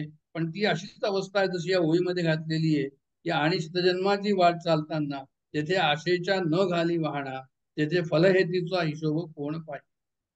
अनंत काळाचे संस्कार, अनंत जन्माचे संस्कार, अनादी संसाराचे हे आमचं जन्म जे आहे ते आलेलं आहे त्याच्यामध्ये संस्कार साठलेले असतात. आणि ते एका जन्माच्या सत्कर्माने अंतःकरणातील दोष जातीलच असं नाही. आणि म्हणून कदाचित भगवंतांनी म्हटलंय की बहुनाम जन्मनान म्हणते ज्ञानवान मन प्रपंच, असं कदाचित म्हटलेलं असावं. आता काय की साध्यावर पूर्ण विश्वास असल्याने साधनेला तो साधक कंटाळत नाही, तो ज्ञानी कंटाळत नाही, तो निराश होत नाही, तो सत्कर्मच करत राहतो. म्हणजे एखादा वारी करताना वारकरी निष्ठावान असतो की तो पायात वाहणा घालत नाही. तद्वत त्या कर्मापासून अमुक फळ मिळावे ही आशा न ठेवता आणि पुढे मार्ग आक्रमण करणारा हा ज्ञानी योग्य फळ मिळावे ह्या आशेनेच जे आहे ते कर्म करत नाही, ज्ञानवान आशा ठेवत नाही, असं त्यांनी म्हटले आहे. तेथे फलहेतूचा हिशोब कोण पाहिजे. तर दुसरं असं की कर्माला जे आहे ते दिशा असणं जरुरी आहे, लागणं जरुरी आहे. श्री गुरु बेलसरांनी या ठिकाणी लिहिलेलं आहे, म्हणजे जे आहे ते अत्यंत आवश्यक आहे की तुम्ही जे आहे ते कर्म करताना तुम्हाला काहीतरी दिशा, एखाद्या स्टेशनवर गेला तुम्ही तिकीट मागेल तर तिकीट देणारा मनुष्य विचारेल कोणत्या गावाला जायचं, म्हणजे दिशा हवी. पण काय आहे की संत संगती घडल्यानंतर आपली आसक्ती कमी होते. आ म्हणजे सर्व बाजूनी चिकटणं आणि सक्त म्हणजे चिकटणं आणि आ म्हणजे सर्व बाजू. तर मग असं जर आसक्ती आमची कमी झाली आणि नाहीशी झाली तर मग आमचं फळाकडे लक्ष आमचं राहणार नाही. म्हणजे एखादा मुलगा परीक्षेमध्ये बसला, परत परत जो आहे तो फेल होतोय, पास होत नाही, पण तो चांगला अभ्यास करतो आहे, योग्य कार्य करतो आहे, त्याने कर्माची दिशा त्याच्याकडे आहे, पण मग त्याला आता त्रास होणार नाही. कारण फलहेतूचा जो आहे तो काय करेल तर म्हणे फलहेतूचा तो जो आहे तो उगाणा, ते तर फलहेतूचा उगाणा कोण चाळी. उगाणा म्हणजे हिशोब, फळाची इच्छा, फळाची आशा, फळ मिळतंय की नाही मिळतंय हे त्याच्याकडे लक्ष नाही, तर म्हणजे ताप त्याची नाहीसा करण्याची सोय, म्हणजे त्याला काळजी नाही, तो आपलं कार्य करतो. आता कोणी असं म्हणलं की काय हो तुम्ही हे काय उदाहरण देताय, तू परीक्षेमध्ये परत परत जे आहे ते फेल झाला तरी हा आपलं कार्य करतो म्हणून. खरं म्हणजे हे आहे की कोणतीही जीवनाची आपली परीक्षा आहे, जीवनाचे जे आपले वेगवेगळे प्रसंग आहे त्याच्यामध्ये आम्ही जे आहे ते योग्य कार्य करावं आणि योग्य कार्य करून त्याच्याबद्दलची काळजी, फळाची जी आहे ती अपेक्षा त्याप्रमाणे ठेवू नये. भगवंताला मध्ये करावं की तोच करणारा आहे आणि तो जो देईल त्याप्रमाणे आम्ही जो आहे तो त्याला आम्ही कबूल करू. हमें राजी उसमें जिसमें तेरी सजा समाधान, हमें राजी उसमें जिसमें तेरी रजा है, ये भी वाह हुआ है आणि वो भी वाह हुआ है. तर अशा प्रकारे कर्मामध्ये कर्माचं काय फळ आहे हे आमचं लक्ष केव्हा जाणार नाही, जेव्हा आम्हाला पूर्ण समाधान प्राप्त झालं असेल. समाधान जे आहे ते कर्मापासून नाही मिळणार, हे लक्षात ठेवायचं. समाधान कर्मात नाही, ते आपल्यातून आहे, ते स्वतःमध्ये आहे, ते आत्मप्राप्तीमध्ये आहे, ते आमच्या साधनेमध्ये आहे. आमच्या साधनामध्ये जर आम्हाला समाधान मिळत असेल तर आम्ही साधन करत राहू. ते कुठपर्यंत साधन करायचं असेल त्याची आम्हाला काळजी नसणार. आणि हे झालं की सर्व मिळालं, अशा प्रकारे जो आहे तो कर्माचा व्यापार आम्ही करावा. म्हणजे कर्माचा व्यापार दुय्यम होतो आणि आमची साधना मुख्य असते. अशा प्रकारचं त्यांनी वर्णन श्री गुरु बेलसरांनी या ठिकाणी केलेलं आहे. पुढची जी उभी आहे 130वी, की असा ऐसा शरीर संयोगाची राती, माझी धावता सडिया आहे ती, तव कर्मक्षयाची पहाटी पहाट झाली. त्या ठिकाणी ते म्हणतात की असा शरीर संयोगाच्या रात्रीत सर्व संग त्यागून एकटा धावत, तेव्हा कर्मक्षयाच्या उजेडाची पहाट झाली. आता यांनी काय म्हटलं की म्हणे जन्मोजन्मीच जे आहे साधना केली, त्यांनी साधना कशी केली तर म्हणे जे आहे ते शरीर मी आहे, शरीर संयोगाच्या रात्रीत. आता जेव्हा देहाबरोबर जर मी आहे तर ती माझ्याकरता ती रात्रच आहे, अध्यात्माच्या हिशोबाने ती रात्रच आहे. कर्म कसं आहे तर म्हणे कर्म हे अज्ञानाचंच लक्षण आहे. कर्म म्हणजे अंधार. आणि साधक जो आहे तो गुरुला सत्संगती लाभून, गुरु लाभून तो फिरत असताना हळूहळू काय होतं म्हणजे त्याच्या कर्माचा हिशोब संपतो. तर ही जी ज्ञानाची पहाट त्या ठिकाणी, तर शरीर संयोगाची रात्री म्हणजे देह तादात्म्याच्या रात्रीत, शरीराचा संयोग रूप रात्रीत सर्व संग सोडून सर्व संग परित्यागाच्या तयारीने तो धावत असताना कर्मक्षयाची उजेड रूप पहाट होते, असं त्याचा अर्थ. म्हणजे ज्ञानाबद्दलचं त्यांनी उदाहरण दिलेलं आहे. तो हा हे जे जन्मजन्मांचं जे त्याचं साधन चाललेलं आहे, तर ते जे आहे ते प्रारब्ध कर्माने जो पंचभौतिक देह प्राप्त झालेला आहे त्यामध्ये तो साधन करतो, कारण त्याला आत्मविस्मृती झालेली असते म्हणून तो साधन करतो. ज्ञान प्राप्ती करता तो साधन करतो आणि मग देह मी नाही, मन नाही, बुद्धी नाही, अशा प्रकारचं तो जो आहे तो चिंतन करतो. आणि काय करतो पुढे, तर म्हणजे चित्तात परमेश्वर प्राप्तीची सारखी तळमळच तो ठेवतो. आणि मग जो आहे तो कर्माचा त्याचा नाश होतो आणि पहाट होते. म्हणून त्यांनी म्हटलं की सर्व संग त्यागून एकटा धावतो, तेव्हा कर्मक्षयाच्या उजेडाची पहाट झाली. म्हणजे साध्य घाटणारा रात्रंदिवस भेद जाणत नाही. म्हणजे त्यांना असं म्हणायचं की ज्याला तळमळ लागलेली आहे परमेश्वर कृपेची, परमेश्वर प्राप्तीची, त्याला रात्र काय दिवस काय, तो तर सारखा जो आहे तो धावतच राहतो. आणि मग काय होतं, म्हणजे त्याला जे आहे ते सद्गुरू प्रसन्न होतात. आणि मग जे आहे ते त्याचे त्या ठिकाणी जे आहे ते पहाट होते. म्हणजे आपल्या साधकाची साधन करताना परिस्थिती कशी असावी, तर म्हणजे अशा प्रकारची परिस्थिती असावी की आता रात्र आहे, आता आम्ही विश्रांती घेऊया, असं नाही करायचं. साधना जी आहे ती अखंड चालू ठेवायची. रात्र असो, दिवस असो, काही असो, बाहेरचा व्यवहारातला आमची साधना जी आहे ती अखंड चालूच राहिली तर मग काय होईल, तर म्हणजे कर्मक्षयाच्या उजेडाची पहाट झाली. मग जे आहे ते कर्मक्षयाच्या उजेडाची म्हणजे जे आहे ते पहाट होईल, त्याच्यावर परमेश्वराची कृपा होईल, सद्गुरूची कृपा होईल. आणि मग पुढे त्यांनी लिहिलंय की तशी गुरुकृपा उषा उजळली, ज्ञानाची कोवळी उन्हे पडली, तिथं साम्याची समृद्धी उघडली त्याच्या दृष्टीमध्ये.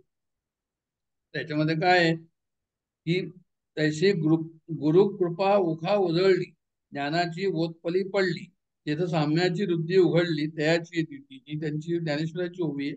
आणि त्याचं त्यांनी आजची ज्ञानेश्वरीमध्ये सरळ भाषांतर केलंय की गुरुकृपा उजळली आणि ज्ञानाची कोवळी उन्हे पडली आणि साम्याची समृद्धी उघडली त्याच्या दृष्टीमध्ये. की म्हणजे काय त्यांना म्हणायचं या ठिकाणी की गुरुकृपा हीच उषा, आणि उषक्काल झाला की अंधार राहत नाही, आणि श्री गुरु हृदयातील अंधार दूर करतात. उषक्काल झाला म्हणजे सूर्याची कोवळं ऊन पडतात. त्याचप्रमाणे गुरुकृपा झाली की ज्ञानाचा प्रकाश हृदयामध्ये येतो आणि अज्ञानाचा अंधकार जातो. अशा पुरुषात सर्वत्र साम्याचं ऐश्वर प्रचित होतं. म्हणून त्यांनी लिहिलंय की तेथं साम्याची वृद्धी उघडली त्याची. म्हणजे समत्वम योग उच्चते, जो गीतेचा जो आहे तो मुख्य उपदेश जो आहे तो काय आहे, तर म्हणजे समत्वम योग उच्चते, समता हा मुख्य आहे. म्हणजे जे आहे ते ही अशा पुरुषामध्ये सर्वत्र साम्याचे ऐश्वर प्रतीत होऊ लागते. आणि ही भूमिका प्राप्त होणे म्हणजेच जे आहे ते खरं कल्याणच. तिथे कोणतंही वैषम्य राहत नाही, सर्वदूर साम्य आहे. म्हणून सर्वत्र सदा समो, ते आपणची अद्वय ब्रह्म, हे संपूर्ण जाणे वर्म समदृष्टीचे. म्हणजे आता साम्याचं स्वरूप या पुढच्या काही ओळ्यामध्ये देणार आहे की समत्व योग उच्चते म्हणजे काय, सम म्हणजे काय, हे थोडस पुढच्या ओळ्यांमध्ये येऊन राहिलं या ठिकाणी. पण अशी दृष्टी त्या ठिकाणी निर्माण होते. केव्हा निर्माण होते, पुढच्या वरची ओवी की सर्व संग त्यागून एकटा धावतो, शरीर संयोगाच्या रात्रीतन सर्व संग त्यागून एकटा धावतो. म्हणजे देहबुद्धी असताना तो त्याचा जो साधनेमध्ये तो थांबत नाही, सारखा साधना करतच राहतो. आणि कर्मक्षयाच्या उजेडाची पहाट होते. आणि ती पहाट झाल्यानंतर काय होतं, गुरुकृपा होते. आणि मग शक्काल होतो, ज्ञानाची कोवळी उन्हे पडतात, म्हणजे ज्ञानाचा प्रकाश त्याच्याकडे होतो. आणि तो ज्ञानाचा प्रकाश होऊन काय होतं, तो म्हणे साम्याची समृद्धी उघडली, म्हणजे सर्वत्र सदा समो, अशा प्रकारची त्याची वृत्ती त्या ठिकाणी जी आहे त्याला प्राप्त होते. तर आता या ठिकाणी जे आहे ते साम्याबद्दलच थोडंसं वर्णन त्यांनी आणखी केलेलं आहे की त्यांनी काय केलंय ज्ञानी माणसांनी, की म्हणजे जे आहे ज्ञानी संतांनी, की त्यांनी विषय संग सोडला नाहीये, इंद्रिय दमन केले नाही, पण विषय वासनेचा त्याग केलेला आहे. म्हणजे त्या ठिकाणी त्याला अलिप्तपणा आलेला आहे, अकर्तेपणा आलेला आहे, असा तो संसारामध्ये ज्ञानी आहे. म्हणजे जीही विषय संग न सांडिता, इंद्रिया ते न दंडिता, परी भोगिली निसंगता कामने मिळ. हे लक्षात ठेवायला हवं की तुम्हाला संत साधू सद्गुरू आम्हाला संसारामध्ये दिसतील तर आपण म्हणू की अरे हे तर आसक्त आहे म्हणून. म्हणे नाही, म्हणे त्यांनी विषय संग सोडलेला नाहीये, इंद्रिय दमन केलं नाहीये, पण विषय कामनेचा त्यांनी त्याग केलेला आहे, असं ज्ञानेश्वर महाराजांनी या ओवीमध्ये या ठिकाणी म्हटलेलं आहे. म्हणजे आता हे जे अलिप्तपणा आला, अकर्तेपणा आला, कारण त्यांना ब्रह्माचा बोध झाला. ब्रह्म काय त्यांना ते समज. म्हणजे हत्ती असो, मुंगी असो, ब्रह्म जे आहे ते मोठं नाही लहान नाही याचा त्याचा अनुभव आला. मिठाचा खडा लहान असो मोठा असो खारटपणा तोच, हा समत्वाचा त्यांना जो आहे तो अनुभव आला. लहान मूल विषयाजवळ जातं पण त्याचं मनामध्ये जे आहे ते विषयाच्या वृत्त्या नसतात, विकार नसतात मनामध्ये त्याच्या. मग त्याचं कसं मन शुद्ध असतं तो विकाराजवळ जवळ जरी असेल. तसंच ब्रह्मतत्वाचा ज्याला अनुभव झालेला आहे, तिथं साम्याची समृद्धी उघडली तर तो कसा असतो ज्ञानी, तो असा असतो की देशकाल वस्तू त्याला जे त्याचं बंधन नसतं. सजातीय विजातीय स्वगत भेद त्याला त्या ठिकाणी नसतो. ब्रह्म कसं आहे म्हणजे सर्वतो सारखं व्याप्त आहे, मी तेच आहे सर्व ठिकाणी सर्व रूपाने तेच आहे. अहम निर्विकल्पो निराकार रूप हे जे आपण म्हणतो की त्याच्यामध्ये लहान मोठे पण नाही, एकमेका द्वितीय ते आहे. तसं हे सर्व जग कसं आहे तर म्हणे हे सर्व जग जे आहे द्वैतावर उभं आहे. वेगवेगळं आपल्याला सर्वत्व दिसतं, मग समता कशी येणार असं मी विचारलं तर म्हणे दृष्टा ब्रह्मरूप होतो. आणि काय होतं की हे जग तसंच राहतं, जग द्वैत रूपानेच राहतं पण पाहणारा जो आहे तो ब्रह्मरूप. म्हणून मग काय होतं की पाहणारा ब्रह्मरूप झाला तर हे जेवढं वेगवेगळं जग दिसतं आहे द्वैत रूपाने जे जग दिसतं आहे ते भासमय होतं. मग दृष्टी त्या ठिकाणी जे आहे ते आम्हाला वेगवेगळं का दिसतं. जग म्हणे एकाचा आकार वेगळा, एकाचा आकार एक, एकाचा आकार एक. आम्हाला ती मग जेव्हा ब्रह्मरूप ज्ञानी होतो तेव्हा त्याची आकारावर दृष्टी नसते, त्याला आकारातून अनुभवास येणाऱ्या आत्मतत्वावर त्याची दृष्टी असते, त्या ठिकाणी तो स्थिर असतो. म्हणून नियंत्रित मनात इच्छा निमून जाय आपोआप. नियंत्रित मनात इच्छा निमून जाय आपोआप, किंबहुना तो अशी भूमिका पावे. अशा प्रकारची भूमिका त्या साम्य दशा ज्याला झालेली आहे, साम्याची समृद्धी उघडली याच्याबद्दलचं वर्णन केलं. ऐशी कर्मे साम्य दशा होय तेथेची विरेषा. मग त्याची सर्व कर्म कसं होतात म्हणे ती त्यांनीच होतात. समत्वम योग उच्चते सारखेच होतात, साम्याने.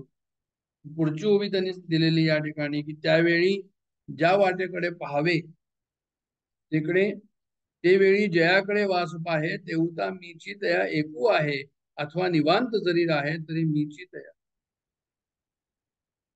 म्हणजे त्यावेळी ज्या वाटेकडे पाहतो तिकडे मीच त्याला एक आहे, अथवा निवांत जरी राहे तरी मीच त्याला, असंही त्याचं आहे. म्हणजे ज्ञानी भक्त जिकडे पाहिल तिकडे त्याला काय होतं तर म्हणे दृश्य जग न दिसता, म्हणजे आकार न दिसता त्याच्या पाठीमागचं आत्मतत्व त्याला जे आहे त्याचा अनुभव येतो. एकनाथांनी असं म्हटलेलं आहे की जे जे दृष्टी दिसे ते ते हरिरूप, किंवा भरला घनदाट हरी दिसे, ज्ञानेश्वरांनी पण म्हटलेलं आहे. तसंच या ठिकाणी त्यांनी ज्ञानेश्वरांनी दुसऱ्या ठिकाणी म्हटलंय की तैसा मी होऊन देखते तो घेऊ जाय दृश्यात, तेथे दृश्य न थिटे दृष्टत्वेसी. तर आता हा इकडे तिकडे पाहतो आणि त्याला ते आत्मरूप दिसतं, समजा पाहतच नाही, तो निवांतच बसतो. म्हणे अथवा निवांत जरी राहे तरी मीची तयार. म्हणे निवांत जरी बसून राहिला तरी त्या अवस्थेत तेही मी सर्वत्र भरलेला आहे असं त्याला अनुभव येतो. कसं होतं हे तर म्हणजे त्रिपुटी मावळते. म्हणजे दृश्य दर्शन, एक पाहणारा आहे, एक वस्तू पाहायची आहे आणि दर्शन आहे. दृष्ट आहे पाहणारा, दृश्य आहे काहीतरी गुलाबाचं फुल पाहतोय आणि दर्शन हे गुलाबाच्या फुलाचं दर्शन आहे. या ठिकाणी काय होतं की दृश्य आणि दर्शन ही त्रिपुटी जी आहे ही मावळते आणि सर्वत्र परमात्मा तत्वच अनुभवाला येतं. तोच आहे, त्याचंच कर्तेपण आहे, त्याचंच कर्तृत्व आहे. अशा प्रकारची त्या ठिकाणी त्याची जी आहे ती समजूत होते. महाराजांचीच इच्छा अशा प्रकारचं जे आहे ते श्री गुरु बेसांनी या ठिकाणी लिहिलेलं आहे की म्हणजे कुठे युद्ध चाललं होतं बाहेर हिंदुस्थान पाकिस्तानचं, आणि महाराज आपले म्हणायचे की महाराजांची इच्छा. तर त्यावर त्यांनी म्हटलं की महाराजांची इच्छा काय, युद्ध तर तिकडे चाललंय, महाराजांची इच्छा काय. म्हणे त्याचं असं आहे की आपल्याला काय होतंय ते महाराजांची इच्छा आहे. म्हणजे आमचं जे काही चाललेलं आहे, जे आम्ही परसेप्शन करतो आहोत, आम्ही जे रिएक्शन करतो आहोत, हे सर्व कसं आहे म्हणजे महाराजांची इच्छा आहे. तर म्हणजे तिकडे काही पण चाललं असेल पण आम्ही त्याला कसं घेतो, चांगलं वाईट अशा प्रकारचं त्यांनी सांगितलं की महाराजांची इच्छा समजून जे आहे त्याप्रमाणे हे सर्व करावं. आणि पुढची उभी आहे, हे असो आणि काही त्याला सर्वत्र मी वाचून नाही, हे असे असो आणि काही त्या सर्वत्र मी वाचुनी नाही, जैसे सभाय जळ डोही बुडालिया घटा. म्हणजे हे असो आणि काही त्याला सर्वत्र मी वाचुनी नाही, जसे आत बाहेर जळ डोही बुडालेल्या घटा. म्हणजे ज्याप्रमाणे ज्ञानीभक्त कसा असतो तो म्हणे एक मडकं आहे आणि ते समुद्रात बुडवलं, समुद्रात बुडवल्यानंतर त्याच्या आत बाहेर काय मडक्याचं पाणीच पाणी, आणखी काही आत बाहेर पाणीच आहे. त्याप्रमाणे हा ज्ञानीभक्त आत बाहेर हा भेद विसरून गेलेला असतो. तो त्याला स्वतःलाच सर्वत्र आत्मरूपाने जाणत असतो.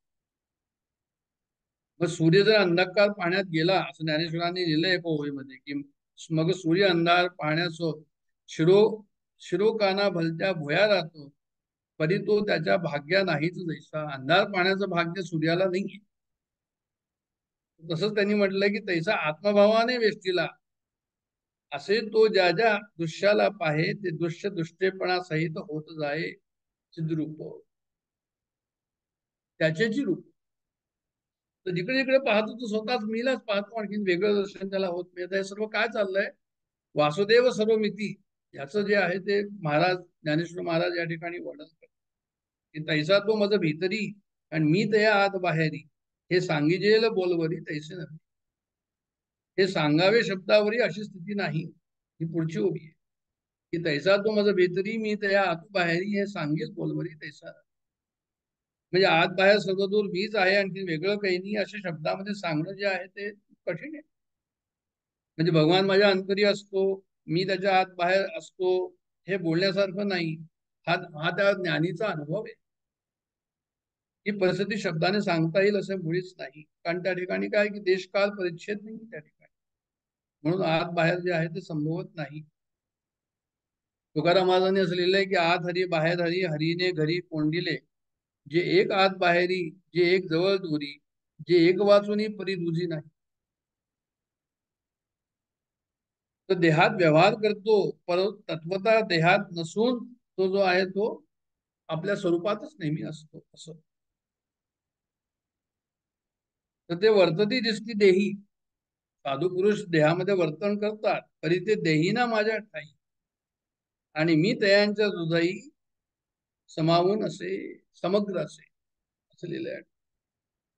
तसं हे 134 जे आहे ते वर्णन त्यांनी या ठिकाणी केलंय.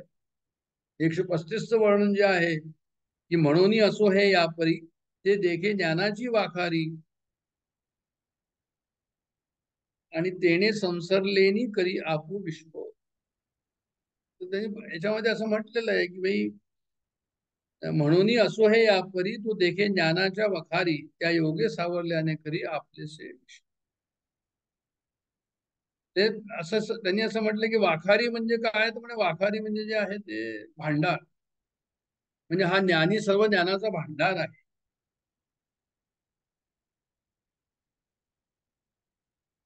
ज्ञानाची वाखारी म्हटले. ज्ञानी माणूस कसा आहे तर म्हणे तो ज्ञानाचा तो भांडार आहे, म्हणजे त्याला सर्वत्र ज्ञानरूप आत्माच दिसतो, ते ज्ञानाचं कोठारच आहे. आणि असा सर्व ज्ञानरूप व्यवहारामध्ये सर्व विश्वच आपण होऊन जातो. वाखार म्हणजे ज्ञानाचा कोठार, किंवा जिथे पुष्कळस माल साठवून ठेवता येतो असं, अशी जागा. तसा हा ज्ञानी भक्त काय की माझ्या व्यापक ज्ञानाची वखार आहे. म्हणजे एवढं विश्व मोठं आहे, परब्रह्म एवढं मोठं आहे, म्हणून त्याला त्यांनी सांगितलं की हे वाखार आहे, साठवण करण्याचं स्थान आहे. ज्ञान सर्व ठिकाणी असते, पण जे उपाधीने युक्त असते ते संकुचित असते, मर्यादित असतं, आणि त्यालाच विषय ज्ञान आपण म्हणतो. त्यात मग अनेक गुणही शिरतात. ज्ञानी भक्ताचं शुद्ध ज्ञान कसं असतं तर मग त्याच्यामध्ये उपाधी नाहीये ज्ञानाला. मी देह असं म्हणत नाही, इतर देह आहे तो असं म्हणत नाही, ते गुणाने परिच्छिन्न नाहीये. याच आशयाने त्या ज्ञानाने आपले अंतःकरण तो व्याप्त करतो, म्हणून सगळे विश्व जे आहे, विश्वची माझी घर, तो सर्व विश्वच आपलं स्वरूप समजतो. तुकाराम महाराजांनी लिहिलंय की जगदाकार्य झाली सत्ता, वारोनी गेली पराधीन, अवघे आपुलेचे आता लाज चिंता धुरावली, असं ते ज्ञानेश्वर आपल्या तुकाराम महाराज या ठिकाणी म्हणतात. म्हणजे तुकाराम महाराजांचा सुद्धा अनुभव तोच आहे, हे पाहायला हवं या ठिकाणी. आणि पुढची ओवी आहे की हे समस्त ही श्री वासुदेव ऐसा प्रतिती रसाचा बोतला भाव म्हणून भक्ता माझी राहो आणि ज्ञानिया तोच. तर आता काय की या ठिकाणी ही जी खूप महत्वाची ओवी आहे, प्रसिद्ध ओवी आहे ज्ञानेश्वरीमध्ये जी आहे, ही ओवी कशी आहे तर नेहमीच सर्व लोकांना जी आहे ती पाठ असते एक प्रकारे की समजते वासुदेव ऐसा प्रतिती रसाचा बोतला. तर सामान्य माणसाची जी देवाची भावना असते ती मर्यादित असते. आम्ही गणपतीचं दर्शन घेतो म्हणजे गणपती त्या मूर्तीमध्ये आहे असं समजतो. एक आकार त्या ठिकाणी असतो, आकारामध्ये मी त्याला पाहतो. अशा प्रकारचं ज्ञानी भक्त कसा असतो म्हणजे तो पूर्ण विश्वामध्ये ते परब्रह्म आहे असं त्याला ज्ञान असतं. वासुदेव सर्वमिती. तर वासुदेव म्हणजे वसुदेवस्य अपत्य पुमान वासुदेव, म्हणजे वसुदेवाचा पुत्र जो आहे तो वासुदेवाचा पुत्र तो वसुदेव, वसुदेव पुत्र तो वासुदेव. आता इथे कसं आहे तर म्हणजे इथे त्यांनी लिहिलंय की समस्त ही वासुदेव, म्हणजे सर्वच काही वासुदेव आहे. म्हणजे पुराणामध्ये जर ह्या शब्दाची उत्पत्ती पाहिली तर सर्व भूतमात्रांमध्ये ज्याची वस्ती आहे असं त्याला त्यांनी वासुदेव म्हटलं. म्हणजे वासुदेव कसा आहे, सर्व प्राणीमात्रांमध्ये जी शक्ती आहे, जो प्रकाश आहे त्याला त्यांनी वासुदेव म्हटलेलं आहे. हे त्याचं स्वरूप व्यापक आहे. आणि हे फक्त कसं आहे तर म्हणजे ज्याला अप्रोक्ष ज्ञान झालेलं आहे तो हे जाणतो. म्हणजे संबंध जगाचं उपादान कारण आणि निमित्त कारण. म्हणजे निमित्त झालेलं तर आपल्याला माहिती आहे की उपादान कारण म्हणजे मडक्याचं माती आणि निमित्त म्हणजे कुंभार. आणि या ठिकाणी काय आहे की म्हणे कुंभार आणि माती दोन्ही परमेश्वरच आहे. म्हणून त्यांनी अभिन्न उपादान निमित्त उपादान कारण असं म्हटलं आहे. त्यामुळे हा कसं आहे, परमात्मा सर्वात अनिश्चित आहे, सर्वांतर्यामी. मग याची प्रतिती कशी येते तर म्हणे ऐसा प्रतिती रसाचा ओतला भाव, म्हणजे अशा अनुभवाची मूर्ती होती. त्याला अनुभवामध्ये आणलं त्यांनी. तो अनुभव कसा आहे त्यामुळे तो रसाने दाखवलाय ज्ञानेश्वर महाराज. रस म्हणजे काय, आपल्याला रस म्हणजे द्रव, लिक्विड ज्याला आपण. पण इथे रस कसा आहे म्हणजे तो आनंदवाचक ब्रह्मरस आहे. आनंदवाचक म्हणजे ब्रह्मानंद आहे. आनंदाचं स्वरूप जे आहे ज्ञानेश्वर महाराजांनी जे आहे ते आनंदाचं स्वरूप, ब्रह्माचं स्वरूपाला आनंदाचं स्वरूप म्हटलेलं आहे. आणि ही प्रतीती जी आहे ही प्रचिती ज्ञानी भक्तालाच होते.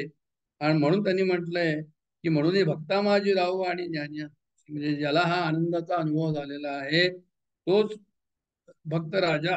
राहो राजा, भक्ता माझी राहो, भक्तांचा राजा तोच आणि ज्ञानी सुद्धा तोच. आता राजा का म्हटलं या ठिकाणी, तुम्ही राजा यासाठी म्हटलेलं आहे की म्हणे राजाच्या पुढचं आणखीन काही म्हणे नंबर वन कोणत्याही देशाचा तर म्हणे राजाचाच नंबर पहिले येतो, त्या पलीकडे आणखी.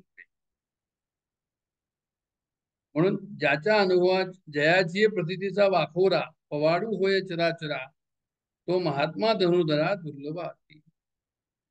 म्हणजे ज्याच्या अनुभवाच्या कोठारात संपूर्ण विश्वाचा विस्तार झालेला आहे, अनुभवरूपी विशाल भांडारात स्थावर जंगम असं सर्व विश्व भरलेलं आहे, असा महात्मा कसा आहे म्हणजे तो महात्मा धनुधरा दुर्लभ, तो दुर्लभ आहे. म्हणजे त्याच्या अनुभवाचं वर्णन करतात की साठवण किती मोठी असं सांगतात. त्या अनुभवाची साठवण चराचर विश्वाला भरलेली आहे. पूर्ण जगाशी तो तादात्म्य, जसं आपण देहाशी तादात्म्य आहे तसं संतांचं, साधूचं, गुरुचं, सद्गुरूचं तादात्म्य पूर्ण विश्वाशी आहे. सर्व जगाचं अधिष्ठान परब्रह्म ते मीच, असा त्या ठिकाणी संतांचा ज्ञानीचा अनुभव आहे. आणि अशा प्रचितीमध्ये, अशा प्रतीतीमध्ये तो असतो. पण काय म्हणतो तो की दुर्लभू आधी महात्मा धनुधरा, असे दुर्लभ असतात, असं कमी असतं. कारण बहुतेक लोक जे आहेत ते आत्म्यास शरीरा एवढा करता भोगता असं म्हणतात. आत्मा तो म्हणजे देहात. पुष्कळ लोकांची हीच कल्पना असते की अरे आत्मा म्हणजे जे आहे ते देहामध्ये जो आहे तो आत्मा आहे, एवढीच त्यांची कल्पना असते. एवढ्या मोठ्या परब्रह्मामध्ये आत्मस्वरूप भरलेला आहे, मी तो आहे म्हणजे वासुदेव सर्वमिती सर्वं खलु ब्रह्मास्मी, असे सर्वसाधारण जे आहे ते येत नाही त्याला, असं म्हणतात. अशा प्रकारची समजूत. आणि शेवटली ओवी इथे आहे, त्याच्यानंतर मी थांबणार आहे 2 मिनिटात. की येर बहु जोडती किरीटी जयाची भजने भोगासाठी, जे आशा तिमिरे दृष्टी मंद झाली. म्हणजे सामान्य भक्त कसे असतात, म्हणजे सामान्य भक्त जे आहे ते त्यांची भजने भोगासाठी असतात. आणि ज्यांची आशारूपी अंधाराने दृष्टी मंद झालेली आहे, म्हणजे आर्त जिज्ञासू अर्थात ज्ञानी भक्ताशिवाय आणखी पुष्कळशे भजन भक्त असतात. ते काय करतात, भजन करतात, भक्ती करतात, कारण त्यांनाही भावना असतात, त्यांनाही गरज असते. आणि मग त्यांचा काय विचार असतो की ईश्वराने आमची सांसारिक गरज पूर्ण करावी. म्हणजे भजन हे शब्द आलेला आहे या ठिकाणी, म्हणजे ते भक्ती त्यांनी दाखवलं या ठिकाणी की जयांची भजने भोगासाठी, म्हणजे ते भक्ती करतात भोगासाठी, नवसायास करतात, उपासना करतात, पुरस्चरण करतात, काहीतरी दानधर्म करतात. ते सर्व कशा करतात म्हणे, या परमार्थ भावना या ठिकाणी भक्तीची आहे. त्यांना यथार्थ ज्ञान नाहीये, त्यांना परमेश्वराचं ज्ञान नाहीये. त्यांच्या चित्तामध्ये काय आहे की भोगाबद्दल आसक्ती आहे, आणि ते भोग प्राप्त व्हावे म्हणून काय करतात म्हणे, परमात्माला जो आहे ते मध्ये आणतात, म्हणजे परमात्माला साधन करतात. ते साध्य त्यांचं काय आहे, त्यांचा भोग जे काही आहे उद्दिष्ट ते साध्य आहे. साधन काय म्हणे, परमात्मा. त्यांच्या हिशोबाने खरं म्हणजे परमात्मा श्रेष्ठ असायला हवा, भोग श्रेष्ठ नको. पण त्यांच्या हिशोबाने भोग श्रेष्ठ आहे, परमात्मा दुय्यम आहे, कारण त्याला साधन मानते. तर भोगाची आशा, भोगाशामुळे हा विकार आल्यामुळे काय होतं, त्यांचा सत्सद विवेक बुद्धी त्यांची कमी होते, सारासार विचार त्यांचा मावळतो, कमी होतो, मंद झालेली नाही की मंद झाले. त्यांची आशारूपी अंधाराने दृष्टी मंद झाली. तो बुद्धीला सारासार विचार राहत नाही. भोगाविषयी अनुकूल बुद्धी असते, पण ती प्राप्त पण ती जी कशी असते, तर अनुकूल बुद्धी ती नसते, कारण की त्यांना आशा निर्माण झाल्या आणि त्यांचा विवेक जो आहे तो खालावतो. परमात्मा एक रूप सुखरूप असताना व भोग सर्व दुःखरूप असताना साध्य परमात्मा आणि त्याला साधन मानणे, त्या साध्याला साधन मानणे व तुच्छ भोगांना जे आहे ते श्रेष्ठ मानणे, याच्यापेक्षा आणखीन अज्ञान काय होऊ शकते. हीच ज्ञानदृष्टीची मंदता असं म्हटलेलं आहे. म्हणून त्यांनी म्हटलंय की मंद झाले हे भक्त आशारूप तिमिराने, दृष्टी मंद झाल्याने भोगासक्त बनवून माझी भक्ती करतात. असं ते कोणाला म्हणतात म्हणे, किरीटी. किरीटी म्हणजे जे आहे ते अर्जुनाचं 10वं नाव आहे. इंद्राने त्याला जो आहे तो दिलेला होता मुकुट, म्हणून त्याला किरीटी म्हणतात. अशा प्रकारे या ओवीचा अर्थ या ठिकाणी आपण केलेला आहे, पाहिलेला आहे, अभ्यास केलेला आहे. आणि याच्यानंतर जे आहे ते पुढचं पुढे पाहू पुढच्या वेळेस. आता मी इथेच थांबणार आहोत. जय जय रघुवीर समर्थ.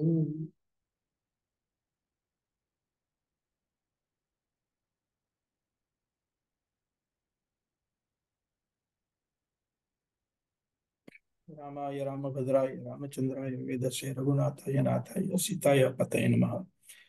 परमपूज्य डॉक्टर काकांना स्मरणपूर्वक वंदन करतो.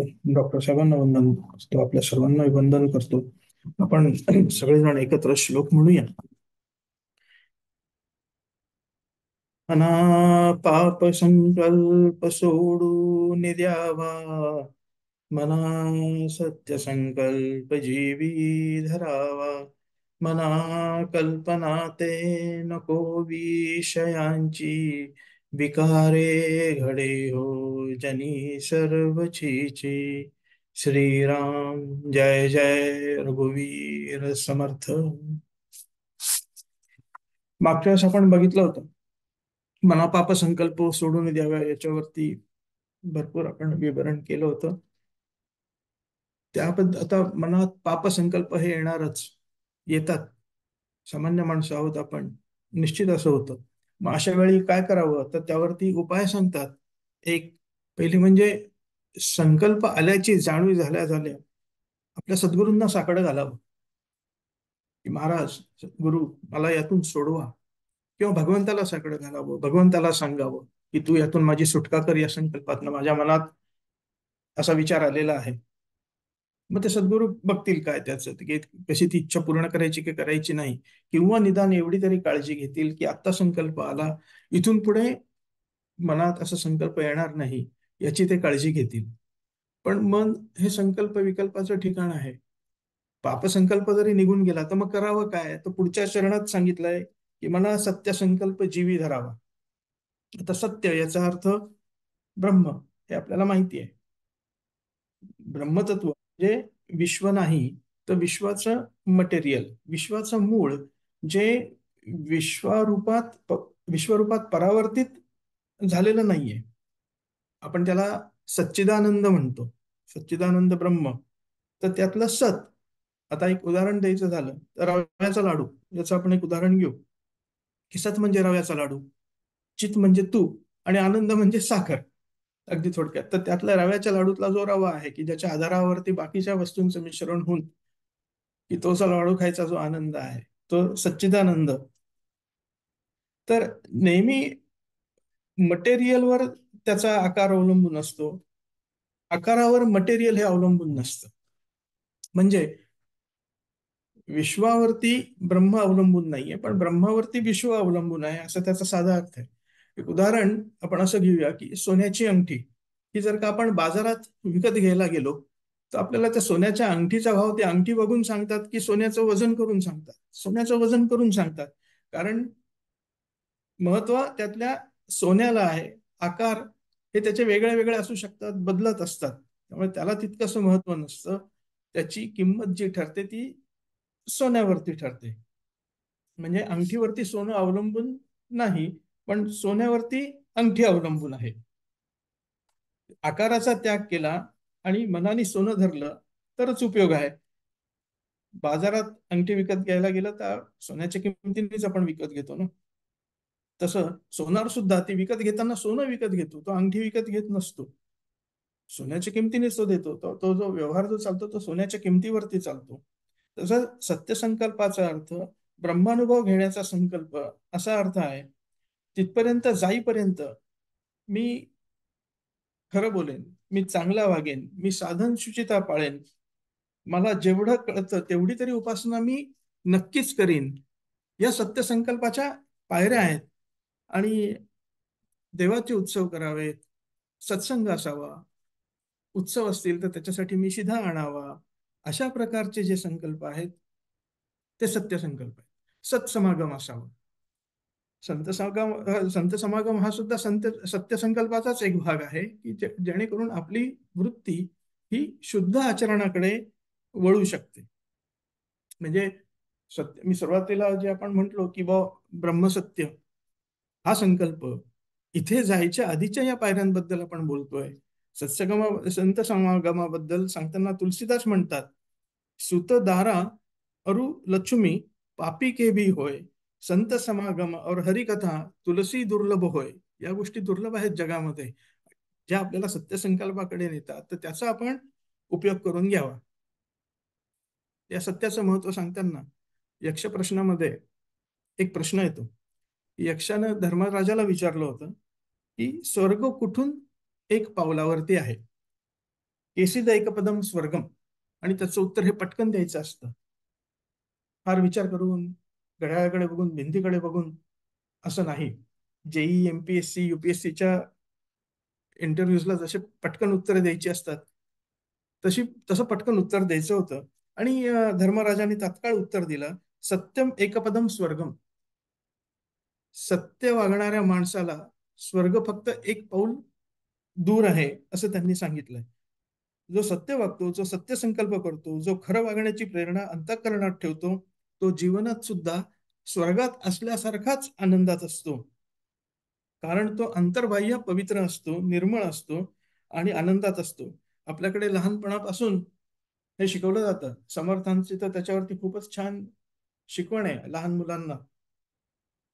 बरे सत्य बोला, यथातथ्य चाला, आपली दिनचर्या कशी असावी, हा सत्यसंकल्पाचाच भाग आहे. आणि समर्थांनी ते फक्त लहान मुलांना नाहीच, आपल्याकडे उत्तम पुरुष वगैरे या समासात सुद्धा सगळ्यांना सांगितलेलं आहे. पुढचं चरण आहे, मना कल्पना ते नको विषयांची.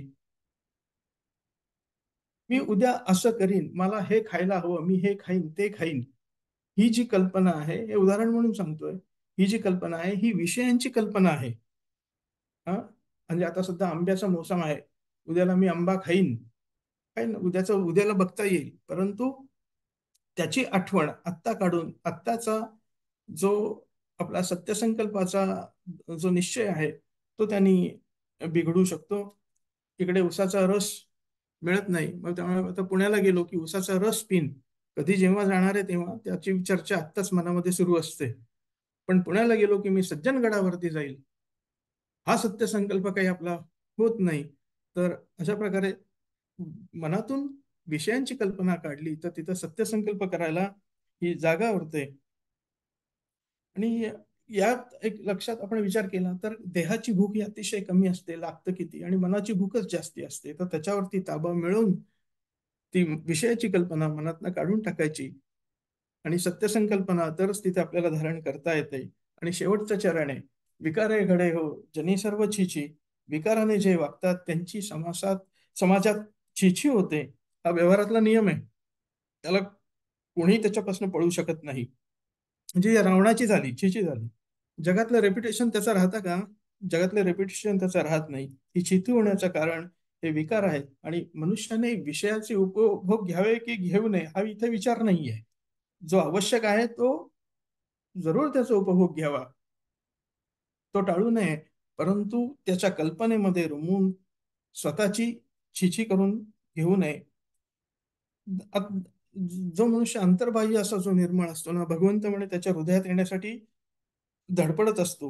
ब्रह्मतत्वाचा ज्याने बोध होईल अशा प्रकारचा संकल्प करणं याला सत्य संकल्प म्हणतात. आणि जे विषय त्रास देत नाहीत किंवा विषयाची कल्पना आपल्याला जी त्रास देते, तर त्याचा मनातून विचारांनी सुद्धा आपला भोग हा आपण टाळला पाहिजे. आपल्या बंदाताईंनी मागे आपल्याला याच्यावरती दृष्टांत दिला होता, विषयाची कल्पना याच्यावरती, की दोन साड्या पुरतात, एक वाळत घालायला आणि एक अंगावरती, पण मग तिसरी साडी हवी, चौथी लग्नाला जायला हवी. असं एक एक कारण करत 5-6 साड्या तयार होतात. मग रंगाचं आकर्षण, या माझ्याकडे या रंगाची नाहीये किंवा त्या मटेरियलची नाहीये वगैरे, हे असं जर का एक एक वाढत गेलं तर तो विषय होतो. हे विषयाच्या अनुषंगाने मला सांगायचं होतं. आणि सुरुवातीलाच या ज्ञानेश्वरीच्या आता याच्यात डॉक्टर साहेबांनी सांगितलं, 127 आणि 128वी 28वी ओवी ज्ञानेश्वरीतली ही सुद्धा विषयांवरतीच आहे, की जेतो विषयांची मोठ जाडी, माझी कामक्रोधांची साकडी, चुकावून आला पाडी सद्वासनेची या, मग साधू संगे सुवटा, उजू सत्कर्माची या वाटा, प्रवृत्तीचा अवाटा डावलुनी. हे जे आहे की हे मनातले विषय बाजूला करून आपल्याला सत्यसंकल्प याची धारणा आपल्याला कशी करता येईल याच्याबद्दलचा विचार करता येतो. अगदी थोडक्यात 3 उदाहरणांनी जर का पुन्हा या श्लोकाकडे आपण बघितलं, तर अगदी दैनंदिन याच्यातली उदाहरणं जर का बघितली तर मना पापसंकल्प सोडून द्यावा. आपलं मोबाईल हे अतिशय उत्तम उदाहरण आहे त्याच्यामध्ये, की झोप येते, माणूस पेंगतोय, डोळ्यावरती झोप आहे, तरी आपण मोबाईलवरती आपण काहीतरी बघण्याची सवय असते. आपल्याला जरी नसेल तर दुसऱ्याला बघताना आपण ती बघतो. मना सत्य संकल्प जीवी धरावा, याच्यामध्ये आपला आहार विहार निद्रा ही इतकी व्यवस्थित आणि आखीव रेखीव असावी, की हा सुद्धा सत्य संकल्पाचा भाग आहे. आचरण आपलं शुद्ध असावं आणि तिथून सत्य संकल्पाची सुरुवात होते. आपल्या माझ्यासारख्या तरी प्राथमिक दर्जावरच्या साधकाला हे अत्यंत उपयुक्त वाटतं. आणि मनाकल्पना ते नको विषयांची, उदाहरणार्थ विनाकारण कुठेतरी मनाला रमवणं आणि त्या विचारात गुंतून राहणं आणि मग सत्यसंकल्पापासून दूर राहणं हे आपल्याला टाळता येऊ शकतं. आणि जेणेकरून समाजामध्ये वावरताना हे विकार आपल्यामध्ये निर्माण होऊन कुठेही आपली चितू होणार नाही याची आपल्याला काळजी घेता येते. इतकं बोलून आपण थांबूया. आणि या श्लोकाचं पुन्हा एकदा प्रत्येकाने जर का एकदा वेगळ्या पद्धतीने मनन केलं तर अजून काही बऱ्याच गोष्टी याच्यात समोर येतील. कारण मी जेव्हा हे सांगतो तेव्हा मला कळलंय या भूमिकेतनं मला हे सांगायचं नसतं, कधी कधी तसा आविर्भावही येत असेल, परंतु मला कळावं म्हणून मी हे सांगण्याचा प्रयत्न केला. इथे मी थांबतो. जय जय रघुवीर समर्थ. मालशी आत्मषटक म्हणावं. नो बुद्धिहंकार चित्ता निदाहम, न च श्रोत्रजिह्वे न च घ्राणनेत्रे, न च व्योम भूमिर्न तेजो न वायु, चिदानंदरूप शिवोऽहं शिवोऽहं, न च प्राणसंज्ञो न वै पंचवायु, न वा सप्तधातुर्न वा पंचकोशः, न वाक्पाणिपादौ न चोपस्थपायु, चिदानन्दरूप शिवोऽहं शिवोऽहम्। न मे द्वेषरागौ न मे लोभमोहौ मदो नैव मे नैव मात्सर्यभावः न धर्मो न चार्थो न कामो न मोक्षः चिदानन्दरूप शिवोऽहं शिवोऽहम् न पुण्यं न पापं न सौख्यं न दुःखं न मन्त्रो न तीर्थं न वेदा न यज्ञाः अहं भोजनं नैव भोज्यं न भोक्ता चिदानन्दरूप शिवोऽहं शिवोऽहं न मे मृत्युशङ्का न मे जातिभेदा पिता नैव मे नैव माता न जन्म न बन्धुर्न मित्रं गुरुर्नैव शिष्यः चिदानन्दरूप शिवोऽहं शिवोऽहम् अहं निर्विकल्पो निराकाररूपो विभुर्व्याप्य सर्वत्र सर्वेन्द्रियाणां सदा मे समत्वं न मुक्तिर्न बन्धः चिदानन्दरूप शिवोऽहं शिवोऽहम्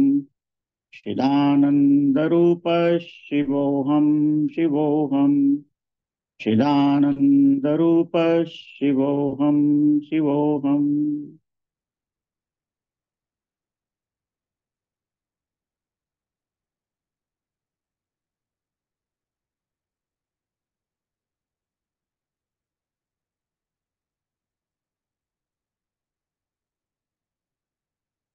ॐ पूर्णमदः पूर्णमिदं पूर्णात् पूर्णमुदच्यते पूर्णस्य पूर्णमादाय पूर्णमेवावशिष्यते